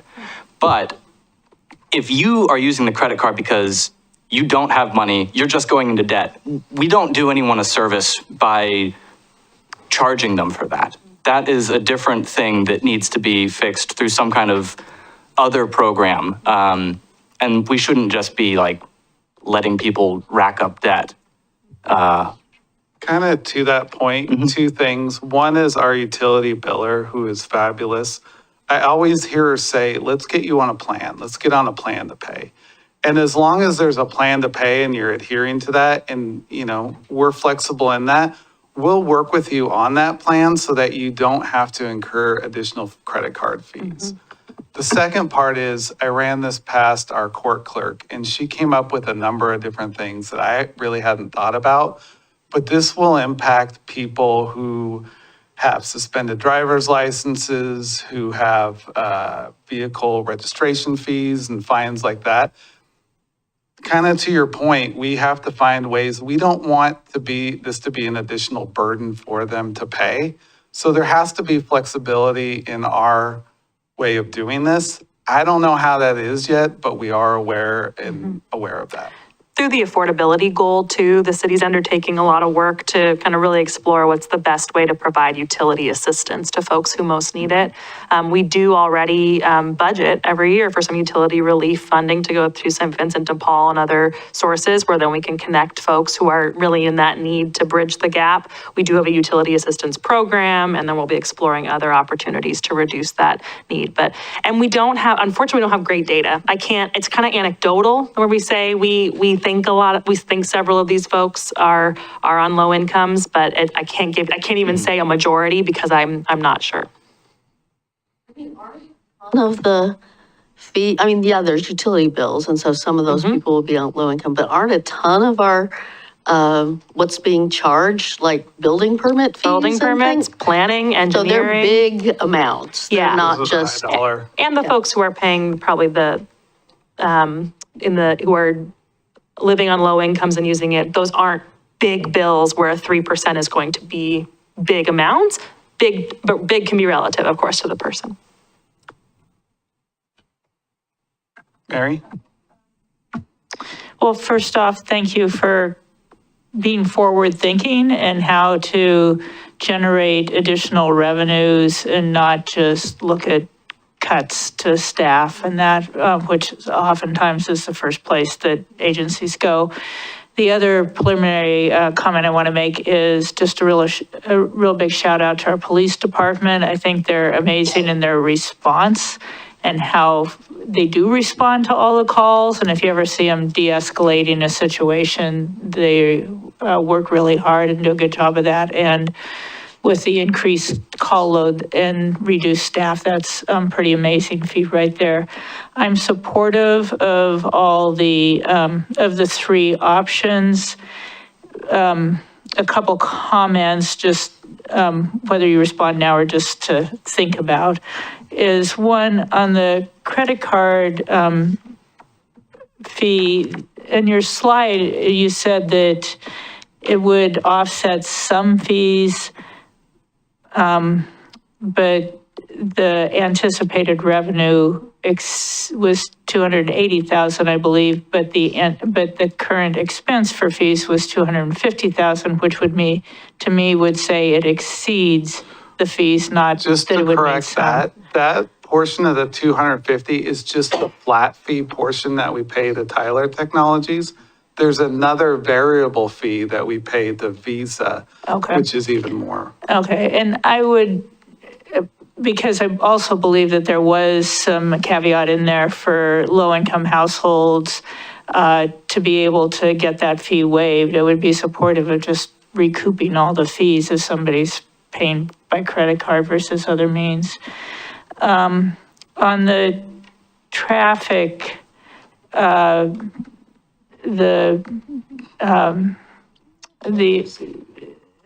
me? Cameras, thank you. Does the anticipated revenue take into consideration that we're going to need additional court staff if they're already strapped? I didn't see that in the projected costs or offset there. It's a great question. That number was truly just the offset of what we'll have to pay to a vendor. So I think when you think of, I mentioned that homework we did to see what is our public safety need. And I said 850. That's where I think the red light and speed on green program and the public safety fee is really important, because those two together help us fill that gap and start to chip away at the deficit. One or the other doesn't fully do it. And I think that we would still be we would be adding even more to our court staffer. But we do see court staff as a piece of investing in that continuum of care. Another comment on that is, it was mentioned that we used to have the photo red light and all that. So I think we're seeing also when you completely, suspend a program, it costs more to ramp it up than if you grow it over time. I mean, obviously technology's changed since we had it before. But I do like that it spreads out and generates revenue across more than just the citizens of Milwaukee, but those who are using their services here. And then finally, on the $7 for public safety on the utility bill, I think that's creative and, and it makes sense. And I understand the $7 is a easy figure as far as it just gets added across the board. But I'm wondering, since there's already the formula for utility fees for commercial based on impervious surface, could that formula be applied here so that commercial are paying, a proportionate amount? It's a great question. There's a few things we've discussed and could explore. There's that, the impervious surface. There's the trip generation data that we use to calculate the SAFE and SSMP fee. And that has then tiers for commercial. There's also water meter size. There's a few creative ways we could try to do some scaling in commercial. The reason Michael and I wanted to start with this flat proposal is really that's the quickest. If we go any of those other ways, you're probably adding a few months to the implementation timeline. And you've kind of heard my plea tonight about the kind of acute need to start filling some of these holes. So we could also do it the flat way and then update it as we get the data and change it later. You could wait to charge commercial. There's a few things we could do. I think that we're looking for some direction from you all on that. The other thing I'd say about any of those methods of, whether it's trip generation, impervious surface, or water meter, with the exception of water meter, they're not perfect. And the data is only as good as the data is when you collect that data. And so there's a bit of, we kind of do it once and then hope that lasts. But we're not, because of just the size of our finance team and our utility billing system, we're not always able to audit that every year and make sure it's up to date and the latest and greatest. So that's what we have just been weighing. It's like that speed of implementation versus,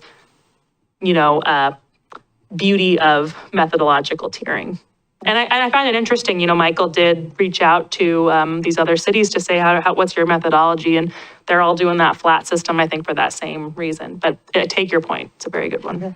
So my last is just the general comment that, like I say, I applaud you for looking at both sides and how to cut and how to save. You did mention in the cuts about holding off on some technology changes. Once again, I'd hate to see the city get in a hole where then it's a big leap to try to catch up and become efficient again. So just as these changes get implemented, that it's an ongoing exercise each year to do the forecasting and look and see where we are in relation future years to where we started. But I think they're all good ideas. I think Sophie was next. Okay, sorry. One more stitch. Okay, I feel like pretty, excited maybe is the wrong word, but 1 and 2, slam dunks, no concerns, easy. I mean, with the concerns that other people have brought up and definitely keeping in mind accessibility and lower income folks for the credit card fees in particular. The public safety utility fee, I am not necessarily not in support of, but have a lot of questions about. And what I want to say first is that, especially because it's being treated like utility, I think it would have been really cool for it to come to the quack first. And like for that smaller group of citizens who are less engaged in this conversation to have an opportunity to really dig in to how that works. Like, I know I just have a lot of questions about what you were talking about, Emma, about why all this is necessary, and it would have been cool for that group to dig into that before this conversation. But I think my main concerns about it are, like, obviously having more money gives us some more flexibility, but I don't think it in and of itself addresses the issue of overtime or like the challenge of hiring new folks into our police department. And there are like some of the safety challenges that you raised, like overdose deaths, are not necessarily like the most cost-effective and efficient way to address those isn't necessarily by having another patrol officer. And so it would be interesting still to me for us to be a little more creative in like what it looks like for us to actually like really, not actually, to address these public safety concerns in a way that's like nimble and creative and like, I still don't understand like the ratios of public safety and obviously do not know about the nuances of running the police department in this city, but it seems to me that there are like other ways to address some of those issues that are more cost effective and not necessarily like dependent on this like real hiring challenge that we in so many other cities have in getting folks to our police department. And like not those overdose, but the overtime expenses overdoses are also concerning to me, but the overtime is really concerning, as are some of the like performance issues and conduct that have cost us a lot of money. So those are my comments about that. Thank you. Yeah, just two questions. Would you share the information that we discussed earlier, just for context about what that $7 means as a percentage of the average utility bill? I have, in anticipation of this, a little bit of data. So for the average, we're saying the average utility bill is a person, a residential customer that uses 6 CCFs of water for consumption. Their old invoice this year is currently 136 and change. The new invoice with this proposed fee would be 147 and change, which would be about a 7.75% increase. And just, you're probably asking, wait, that's more than a $7 jump. And I think that's because you've already accounted for the planned increase in other utility rates that are already programmed into our fee schedule. Correct. And For low income, it would be a minimal, based on what Emma just said. This wouldn't be for the public safety increase, but it would be for the already planned increases to the water bill. Because just to clarify, like our SAFE and SSMP, we would exempt low-income customers from the public safety fee. Yes. And then for commercial, the average commercial bill, I shouldn't say average, but we did in a comparison of a standard commercial building, and they would have a 4.3% increase. Okay.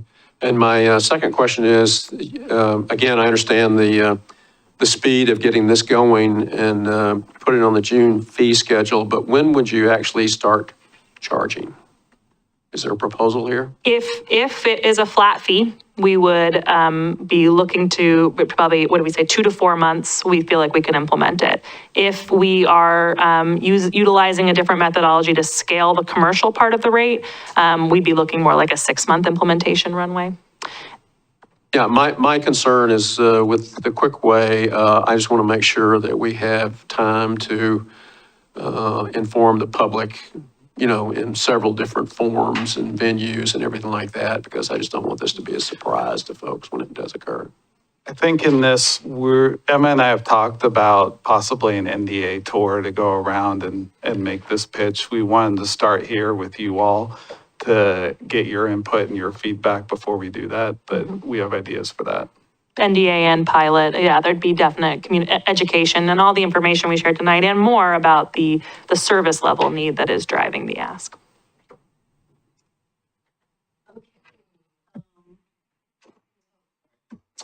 Well, I'm with Sophie on 1 and 2 being pretty easy, with the caveat about the low-income people and their utility bills. I do think, I remember when you brought this, several months ago, I do feel like you gave us some kind of breakdown of how much of the fees would be paid on utility bills versus other things, permits and stuff, and it seems like a big part of the dollar figure is permits and other stuff. Those are the high dollar transactions. Yeah. I mean, because we talked at the time about exempting under 100 or under yeah, we talked at the time about what we would save if we exempted some and just charged on bigger ones and stuff. So I'm good with that. The red light camera, I was a little reluctant because I do remember the days about, Milwaukie is a speed trap. And I do remember actually 2 police chiefs ago, I was promoting red light cameras. It became a thing we could do under state law, and I thought we needed them. And we had a police chief who came and said, "Oh no, we don't want to do that," and brought us a cost showing of what it would cost us to put it together. And yeah, we had a police chief who did not want it a couple of police chiefs ago. I will just say that. I would just add to that, part of the change is in technology. I mean, in those days, you had to have somebody there personally manning the van. No, this was not the van. This was the pole mounted like Portland has. Okay. It was once we started seeing them in Portland, I was like, oh, we should be doing that. And then it was like, oh, only Portland has permission from the state. And then it became more liberal that other cities could do it. So yeah, it wasn't the van. Okay. But yeah, like I said, I've come around to it because I do see a lot of bad motorist behavior. Just last week, I was sitting at the light at Freeman and 224, wanting to go across 224, and there was a motorcycle in the front of the inbound 224 lanes, and I could tell he wanted to go. He's like jumping up and down and he's antsy, and he just went, even when he still had the red light. He just went. And if our lights had changed at the wrong moment, it could have been a bad scene. It's a good example. Yeah. No, I see running of the red light. I see running of the red light at River Road and McLaughlin all the time. So I'm okay with that one. I do have some concerns and some questions about the public safety fee. I would first say the ratio of officers per thousand, I do think we're probably understaffed, but I would like to know, I think that a lot of times there are these standards like 2.4 per thousand that really nobody is at. I do remember a time when there was a look at our police staffing about 2013, and we were the second highest staffed in the state at the time. So that was probably when you were reading the number that was 39 officers. But anyway, I would like to know what is the ratio in other cities around us. And then looking at your number of your projected income, I did the little back of the envelope math. It looks to me like you are only proposing to charge it to residential and not to commercial and industrial. Is that correct? No, it's all across multifamily, residential, and businesses. Commercial. And commercial. Okay. Okay. Because I got to 840,000 just with residential. Because we have about 10,000 or more units and so 840 times 10,000. I don't have it in front of me. We only have 7,200 utility accounts. Oh, utility accounts? Yeah. Oh, that's interesting. So multifamily have one, some multifamily units have one utility account, right? Right. But So we would be charging it based on unit count. And we would, the same way we do with the SAFE and SSMP, it's per unit, but maybe one bill for the whole building. We can make sure we look back at our calculator and make sure we're doing it Okay. accurately. Okay. I'd like to know if we're not exempting businesses, then this is less important, but I am inclined toward the tiering, toward taking the 6 months and finding a measure to use for businesses. But I would like to know the sort of breakdown of police department response to non-residential calls versus residential. Yeah. I just, I take your point that we can, it is a utility fee. And I will say, I have looked at a number of cities, and cities are doing this for public safety. They are doing this to fund their parks. It is not an unusual thing for cities to do in Oregon because of the constraints of our tax system. But I don't like the idea of, oh, we can just adjust it in a year if it's too much. I think we need to take the time and try and do it right. And yes, we can let people pay less down the road if we find we don't need the money, but I don't think that's typically how it goes. And so, yeah, I'm interested in a tiered approach myself.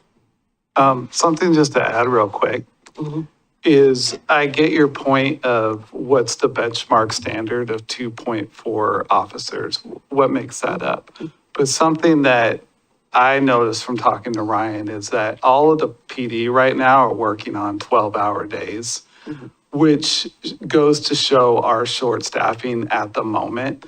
And part of this is to bring that up so that we don't have to work these ladies and gentlemen as hard as they are at the current moment. So I don't know if 2.4 is the goal benchmark, but I know right here in Milwaukie that police are having to work additional time. I can share just a couple quick stats from the chief. The 2.4 is, I guess, the national average. Oregon ranks 47th out of the country in officers per 1,000. The chief did pull the officer ratio for several of our comparator cities. The high is about 1.8, the low is about 1.05. So we're right kind of in the middle of the pack. We do see a lot more calls for service than some of these other places. So, like Westland has a lower ratio, but their calls for service are just way lower than ours, even though their population is higher. So it's a great point. We can share this data as well. Thanks. I just, again, thank you for the time and effort into putting these together, because I know it's a lot of math. That was my thing I didn't like doing in school. So thank you for doing it for all of us. I am in favor for the implementation of a 3% payment card processing fee. I do understand the concern, especially considering, low-income families and the burden that it's relative, right? The cost of that is relative.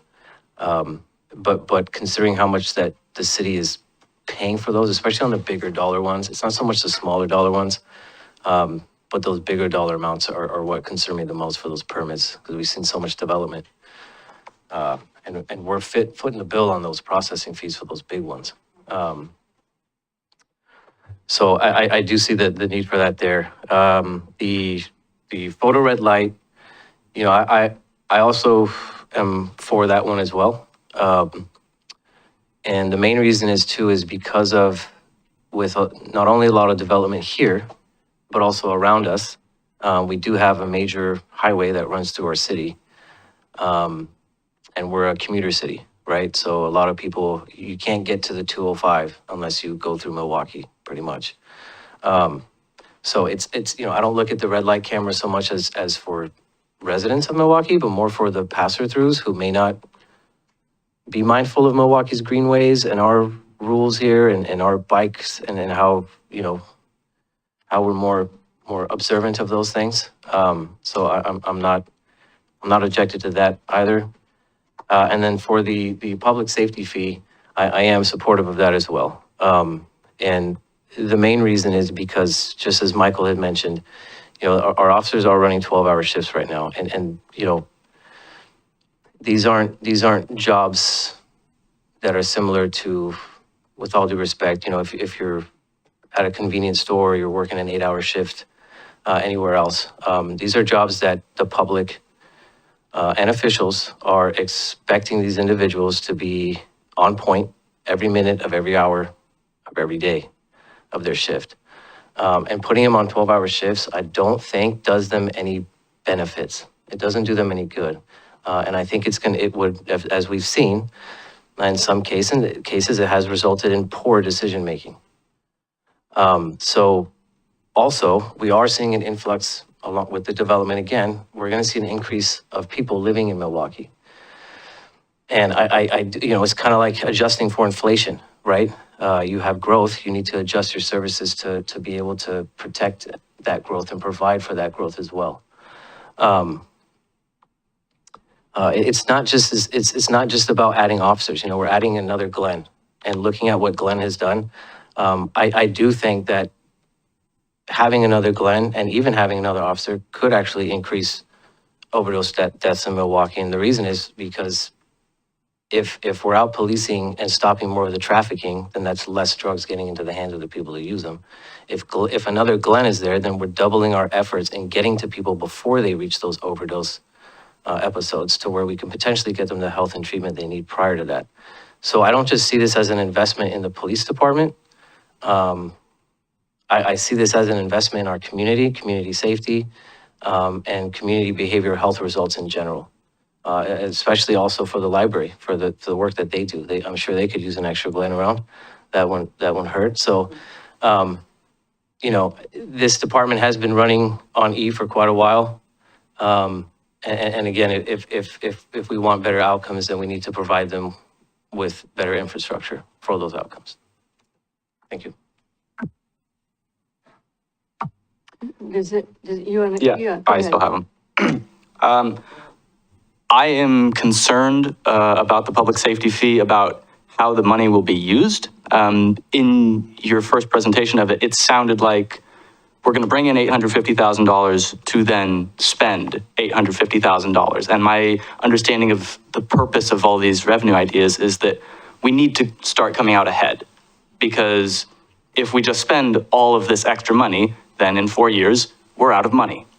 So I am concerned about that. I am concerned about the idea of using a police officer to 1,000 staffing ratio. I'm going to quote the International Association of Chiefs of Police. Ready-made, universally applicable patrol staffing standards do not exist. Ratios such as officers per 1,000 population are totally inappropriate as a basis for staffing decisions. And so I'm concerned about bringing in this extra money, saying, oh, we have, maybe it's 2.4, maybe it's 2, maybe it's 1.8, but we have this statistical number that we need to hit regardless of what our actual needs as a community are. So let's throw on more officers, because 2.4 officers compared to what we have right now is another 20 FTE. And I don't think anyone thinks that's the extra need that we have. But also about the 12-hour shifts, that seems much more like a management problem rather than a person problem. We have, for FTE, we have enough FTE to cover 7 officers on shift 24/7. It's just a matter of, do you make them work 12s? Do you make them work 8s? I don't think people want to work 8s, because then you work like 7 to 5. You've got somebody who works 5 to midnight. You've got midnight to 7 a.m. If you do day and nights, there are better ways to work it. People don't like doing that weird evening shift because you can't be with your family. If you work a night, you can be with them at the beginning of your day. If you work days, you be with them at the end of your day. But if you work that swing shift, you never see the people you love. So I do think that is a management problem rather than a headcount problem. Any other comments? Actually, Will's hand is okay. up for a while. Yeah. Thank you, Mayor Beatty. I will not belabor the first fee. I think we're all in favor of that. To the safety fee, or to the speed cameras. I do Mayor Beatty alluded to the idea that you have this perception of being a red light city, or a city that's just taxing people for the sake of taxing. And I do see this kind of as separate from our revenue strategy. These funds we should not rely on an ongoing basis for our city. I think we should consider, we see this in our neighbors to the north. They've banked on non-reliable funding sources and one-time funds to fund continuing operations. And I don't think that is something that we should pursue in the city. And so I think I'm a little worried if this is thought of as a long-term budget fix as opposed to a safety intervention. On the flip side, as a safety intervention, I think this is great. I see this as a real encouragement of a behavior shift. I see implementation along those highways is really important. something that Councilor Koster-Brady mentioned, as you're driving around Milwaukie, especially if you're not a resident, you might not know about our greenways or attitude toward bikes and pedestrians. This is hitting not on any of our greenways or on any of our like pedestrian areas. And I think I would be really interested in seeing this piloted, not just on our highways, but also on something like the Monroe Greenway after we develop it, to make sure that it's a safety intervention in streets where we really want to see safe driving conditions. And what are the like extra incentives we can see to see those types of safe behaviors? The other thing that I'd be interested in exploring, I know we have in the last budget, one-time allocation to a spot program. And I think that when I think about like, what could we fund with these dollars that is not a continuing expense, something that is a one-time capital expense like the spot program is an area where I see investing these funds or even earmarking a percent of these funds to go towards. I'll leave it up to you. What's the best approach as a more sound fiscal What approach? program are you talking about? The spot program is one where we say, I think it's $200,000 this biennium. Oh, 300. okay, I know what you're talking about. Okay, yep. Yep, I think that's all I'll say to that funding stream. To the safety fee, I have a few questions and maybe touching on some points that people have mentioned.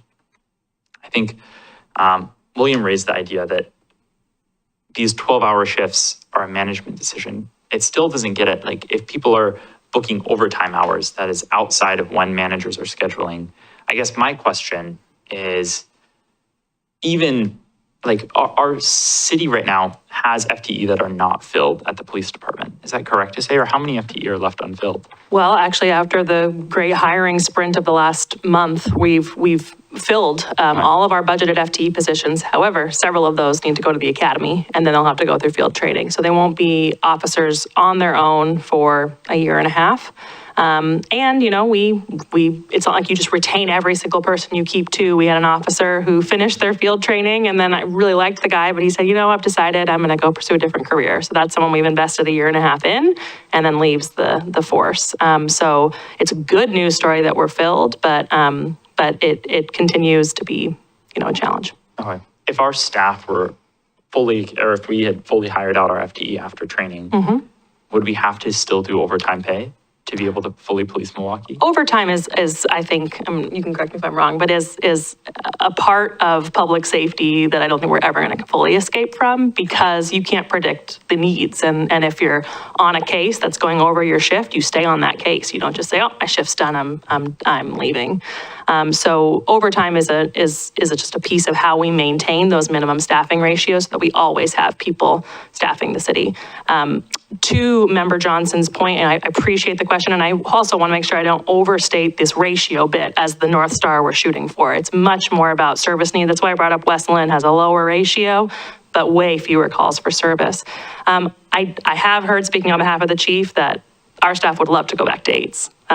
This 12s piece is what we're doing to make sure we keep that consistency across the full 24/7 shift that we have to staff. And so we would like to get to that stability place where we can go back to a 8s schedule. Okay.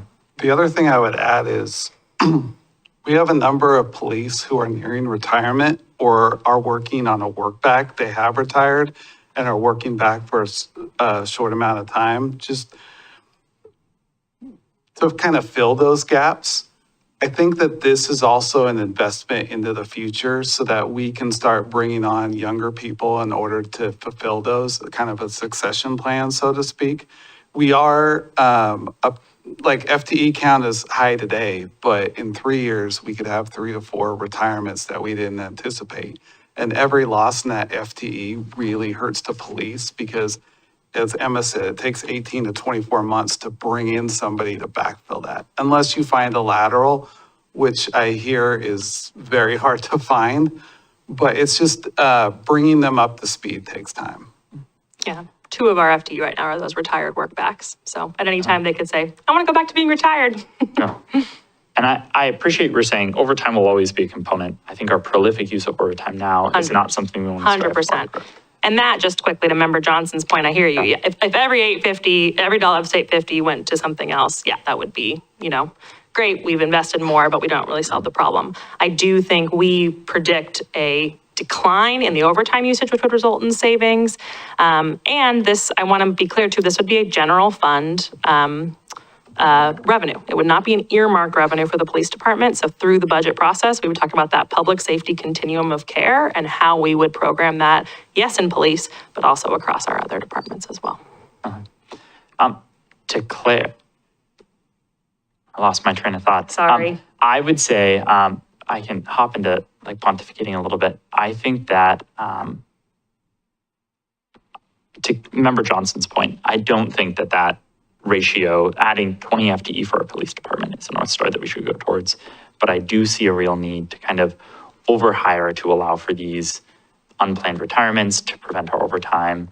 And I think that that's a goal that we should strive for as a city. And I'll echo what Councilor Koster-Brody was saying. The more behavioral health specialists we have in the city, I think the better. That's a really important niche that I'm excited that Glenn fills, but giving him support is really valuable. I am a little concerned with this fee. I guess a question that I would have is, when you're opting for a low income opt out in this, what is low income defined, or how do we get there? Yeah, our utility assistance program uses the HUD threshold. I'm going to ask Michael if he can maybe find the specific term, but folks apply for that. We do income qualification using tax returns, and if you meet this threshold, you are exempted from your SAFE and SSMP fee today. So we would exempt you from your public safety fee, and you also then qualify for discount on your water bill as well and other fees. And what would that HUD threshold be in your annual earning? They're done by household size and expanded assistance program. Okay. It's used for housing, it's used for. Okay. And do we have a sense maybe for a household of 4, what that annual median or annual income We'll would be? pull it up and Okay. share that out. I guess speaking more broadly, as you pull these numbers up, I'm a little concerned that we are funding, like this is 48% of our general fund expenditures, and we are filling our general fund gaps with a flat tax essentially on all residents. And some can opt out. I'm curious to see exactly who can opt out. But for folks living in multifamily homes, I don't think you can opt out. If you live in Coho Point once it's built, in one of those 10 affordable units, I think, or one of those, the 10% of affordable units, I think you're still going to be hit with that 7% fee. I'm not sure if we have a plan to help make people opt out. If you're living in units that we try and make affordable, I'm worried about that getting hit on you. And I'm worried also that the HUD threshold is going to be much lower than what we'd like as a city. So what we've got for the HUD threshold as of, sorry, I'm going to turn this. Pretty high.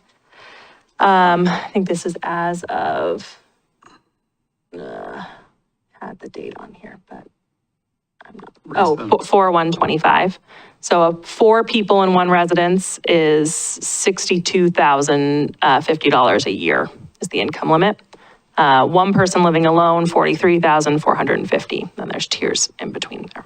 And different programs set it at different percentages of those levels. It's fairly complex, but Yeah. I just recently was looking into that particular issue because the affordable levels for the city of Milwaukie are substantially less than the metro levels. And yet there's a mandate of some sort that we have to use the metro levels for various programs. And I think also I just want to clarify that we don't have city staff doing that evaluation. We have relationships with agencies that are doing that work for us. That's not part of our administrative cost. Yeah. And I appreciate the opt-out. What I guess my concern is not just the people on the low end who maybe are hit disproportionately with this fee, but it's also like, I think we have, as a city, a lack of a real progressive tax base. The most wealthy Milwaukeeans are not necessarily paying their fair share with a flat tax like this. If you're making $70,000 a year with a family of 4, you're paying as much as someone who moved into the new $4.1 million house that sold in Waverly that I just saw. Check the Zillow, it's very nice. But I think that we have a real discrepancy in our city and some of the folks who choose to call this place home. And I want to make sure that as we look at our tax base, we're accounting for that and making sure that like the folks who can really afford to be here and choose to call this place home absolutely should be able to come here, but they should pay their fair share. And I worry that by continuing, I appreciate that some things will just be a flat tax. There are some things like on a utility bill that are narrow in scope and that are going to be paid equally by residents. But as we think about more broadly our general fund and how we right-size that general fund, I'm concerned about having middle-class Milwaukeeans bear the brunt of these expenses and letting more wealthy folks get off scot-free. I think that in terms of how I'll vote on this, I do see a real need for public safety, and I see a real immediate need that encourages me to vote on a measure like this. But I don't think that over time, like as the city continues to go, and we continue to see these problems, I think that we really need to take serious our obligation to look at our tax base, think about how we're doing this. Okay, everybody has spoken up. Sophie? I know. Oh, go ahead, Adam. Sorry, I can't. No, you're fine. And then you want to speak. You're fine. I just want, thank you for clarifying some of that information. And yeah, the intent was never to, I don't think the intent was to use every dollar to hire, 20. I think it's just to make sure that that department is staffed appropriately to where it needs to be. And just out of curiosity, the quote that you read, was that individual that said that quote advocating for more officers per thousand or less? That was from the International Association of Chiefs of Police, and they're advocating using a different methodology. Instead of using a statistical however many per thousand, they use call volumes, service times, more things related to the actual workload of the department rather than just this many per however many citizens. I'm really interested in that and seeing more of that. And I would also suggest or recommend that anybody here, speak to our police chief, speak to some of the officers that are here, really talk to them to really kind of get an idea of what they're dealing with. It can be a little bit easier on this end to just kind of assume what some of the individuals are dealing with. But when you really talk to them and you sit down and you hear some of their concerns, it's part of the reason why this was even brought up in the first place too. And I'm glad to hear that it's not specifically earmarked, because that was the purpose as well, was to ensure that it wasn't just fulfilling a need in the police department, but it was fulfilling a need throughout the city's budget and without having to lose any additional staffing as well on either end. So yeah, I really appreciate that. And I appreciate your comments, Council President. I appreciate Member Johnson, your comments. I'd love to chat with you some more about some of that stuff. And yeah, I really do appreciate everybody's voice on this committee. It's been, and Sophie, your voice has been critical. So you really give us a lot of things to think about. So thank you for that. Thank you, Chair Schochner, just also noting that Councilor Stavengert has her hand up too. Oh, okay. So Sophie and then Rebecca.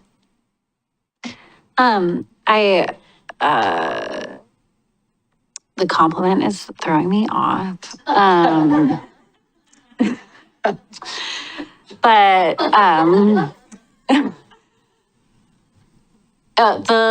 this all going to the general fund is great. We do need those funds. And I'm having a little Elvis is in the back of my mind, the lack of specificity about where this fund is going, and adding this to a utility bill to then generate this pot of money that is kind of vague in where it will go. Is that flexibility is obviously a huge gift, but I want to make sure that we're being clear with the citizens of Milwaukie what we're doing with that gift. And particularly when we're calling it a public safety utility fee, what are the benefits that we're going to see to public safety? And I think we're talking about ratios, we're talking about overtime, we're talking about all this stuff. And I would love a little bit more specificity about what we would actually like to see. I want another Glenn. I think that is great. And I do want public safety to be fully funded. I just, I want a little bit more specifics. Yeah, and I totally appreciate that, Sophie. And this is a bit of a, I'll just just to be blunt, it's a bit awkward. It's, I worked at PBOT before this, and with the gas tax, it was always this the finance folks were don't earmark it to projects. And the voters were like, earmark it to projects because you want to know what you're paying for. So I think, what we're trying to transparently share tonight is sort of the honest truth that it would be general fund, it would not be earmarked. But that the way we devise what our proposal is tonight was very much done by that homework I spoke about, which was training officer, behavioral health specialist, 2 patrol officers, 2 additional library staff, and a court staffer. And that is sort of how we are envisioning this. And then through the budget process is how we would be held accountable by you and by the voters to show, okay, here's our projected revenue increase from this, and here's our projected budget for these departments that are across that continuum of care.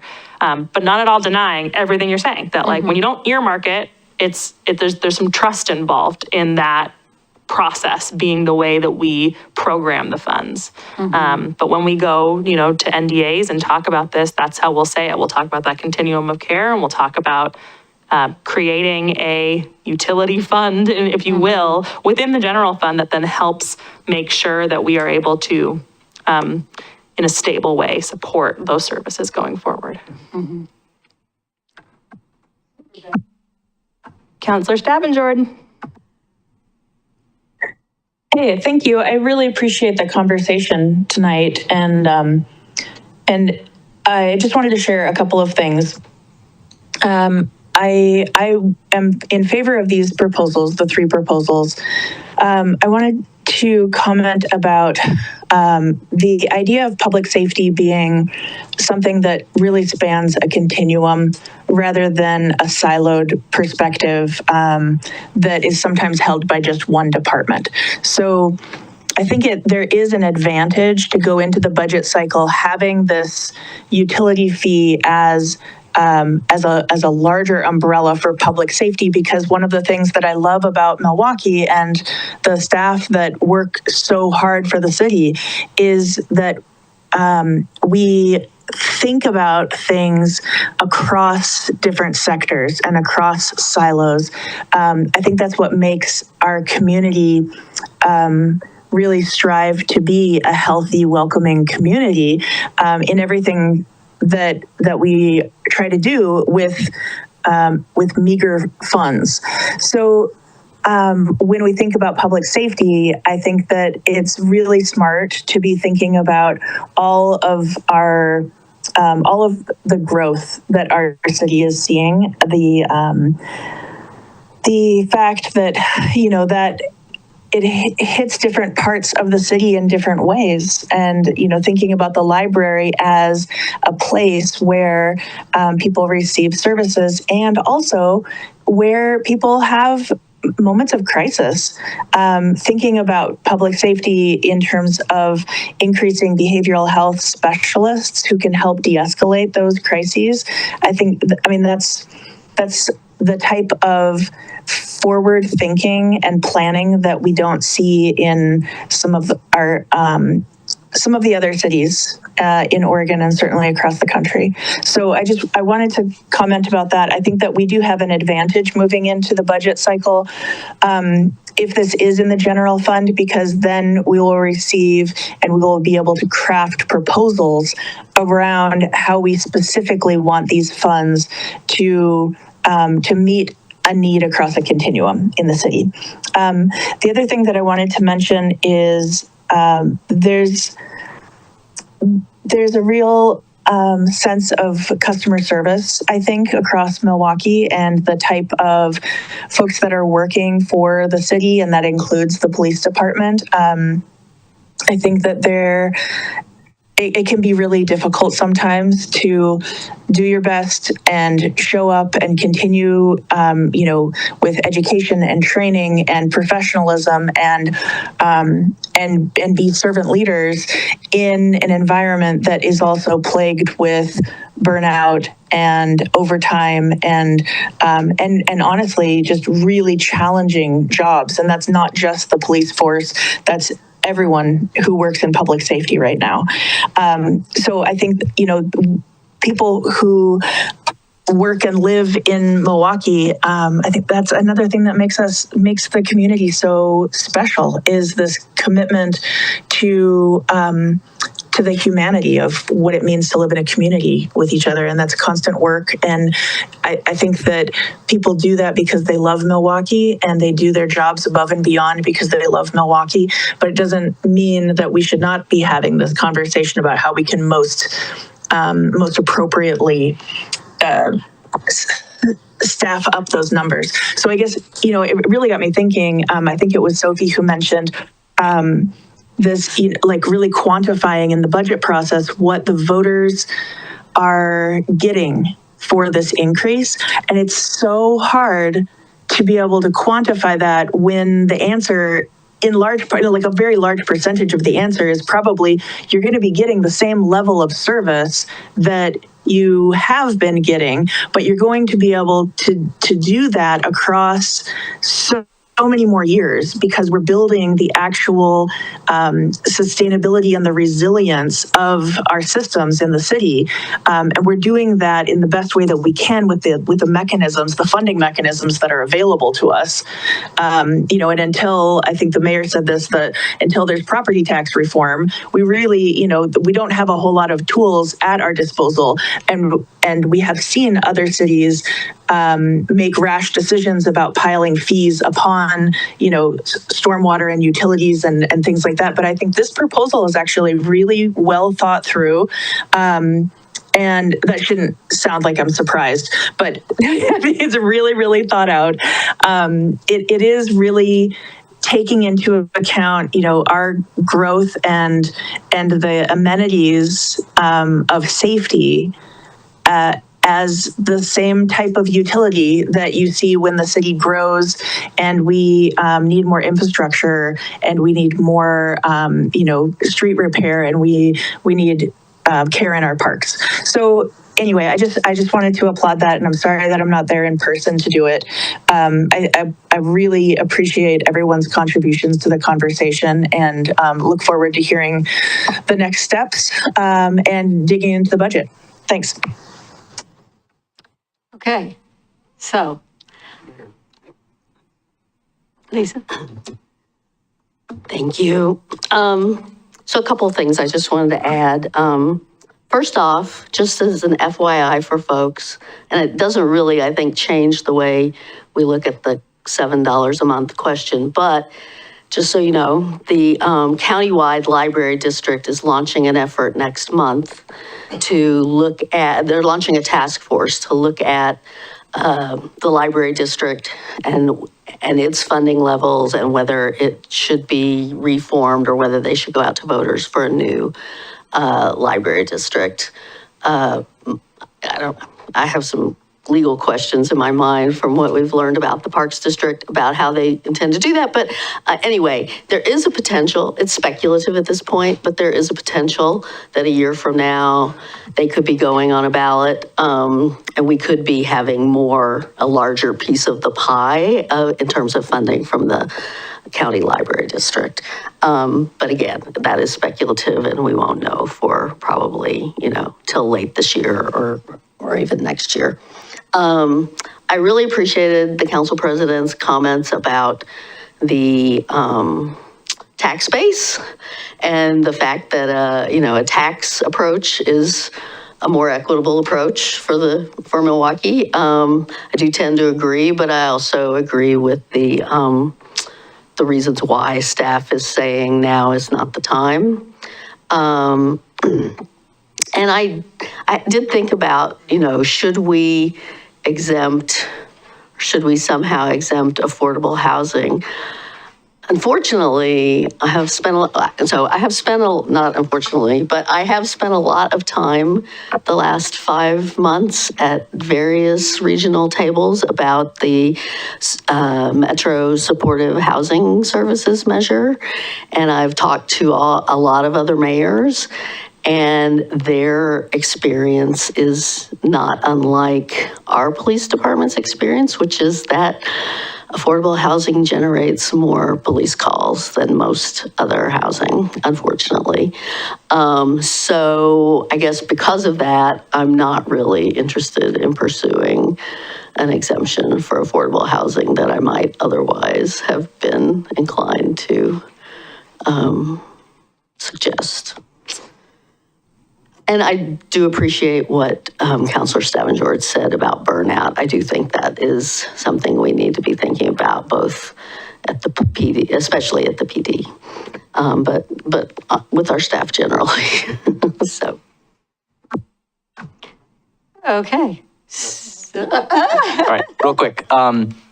We've seen in the data you presented the actual FTE that is hired and on staff. Next time you come back, can you come back with the actual FTE that is worked? Because most people on staff are hourly, so they can go up above or below. And especially for the police conversation, I think that'd be very helpful to know, what do they actually work? I don't follow the question. So if you're a 1.0 FTE and you work 50 hours, you have worked 1.2.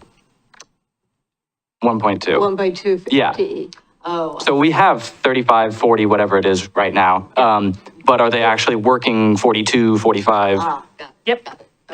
Also, this is sticking in the back of my mind through the whole discussion. Some years ago, our police chief at that time, when I was first on the budget committee, took me on a tour of everything. And one of the things that became clear to me was that we have 33 positions, but they are not all patrol positions. I mean, there are distinctions in the ones that are actually out on patrol and the people that are working, homicide cases, the detectives. So it's more complex than just saying we have this many people who are able to go out and ride around on our streets, because there aren't that many. And so I think that that's part of the things to be considered. And since I haven't spoken up, I'll just say, I actually am in favor of all three of them. I think that I hear the discussions about how a flat fee is not as structurally fair to the people, the lower income people that are paying a flat fee. But it does seem to me like that is something that could easily be adjusted over time, and that there is a fairly urgent need right now for some money coming in. So I'm in favor of all three of them. I certainly look to the council's, concerns, because they're the ones making the final decision. But I think that it is a step that we can take, that the city of Milwaukie can take on its own behalf, that will help us manage what we are currently trying to manage without burning people out. And so I guess that's all I'm going to say. Anybody else? I see one stray goose, Chair Shockner. It's I council hate to president. keep the conversation running. The one last thing, as I was thinking about, how do we get in multi-unit housing the exemption passed along to low-income ratepayers? I'd be curious about tying this to our affordable housing code that somehow that we're developing now. I think that, Mayor, you have good concerns. When you have a real agglomeration of low-income residents, there is challenges that poses. And one of the things that I really like about the code that we're developing now is it encourages more disbursement of low-income communities across all of town and across multiple developments. And I wonder, is there some kind of conversation that this new fee could have there? I have no good answers, but I wonder if there's some opportunity to see this passed on. Definitely something we can explore. Okay, I've been kind of tallying where people are at. And the one I really haven't heard from is Councilor Massey. You asked two great questions, three simple, straightforward. I love it. Thank you so much for this super robust discussion that was, I think speak on behalf of Michael and I, both really helpful. Just kind of quickly summarize. I think I'm hearing pretty broad consensus on proposals 1 and 2, credit card payment card fee, and taking the next steps to move towards this red light and speed on green program.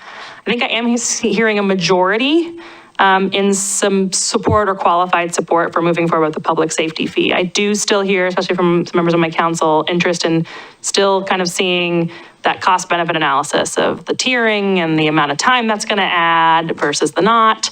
some, what can we look at in terms of the income element there. So I think that gives us some stuff that we can bring back to council through your ongoing conversation about the fee schedule. And, but I think we have enough from this to proceed with planning out kind of that outreach about the idea to the NDAs and to, and broader communication through the pilot and other mechanisms. But anyone have issues with how I've characterized the conversation tonight? Fine with me.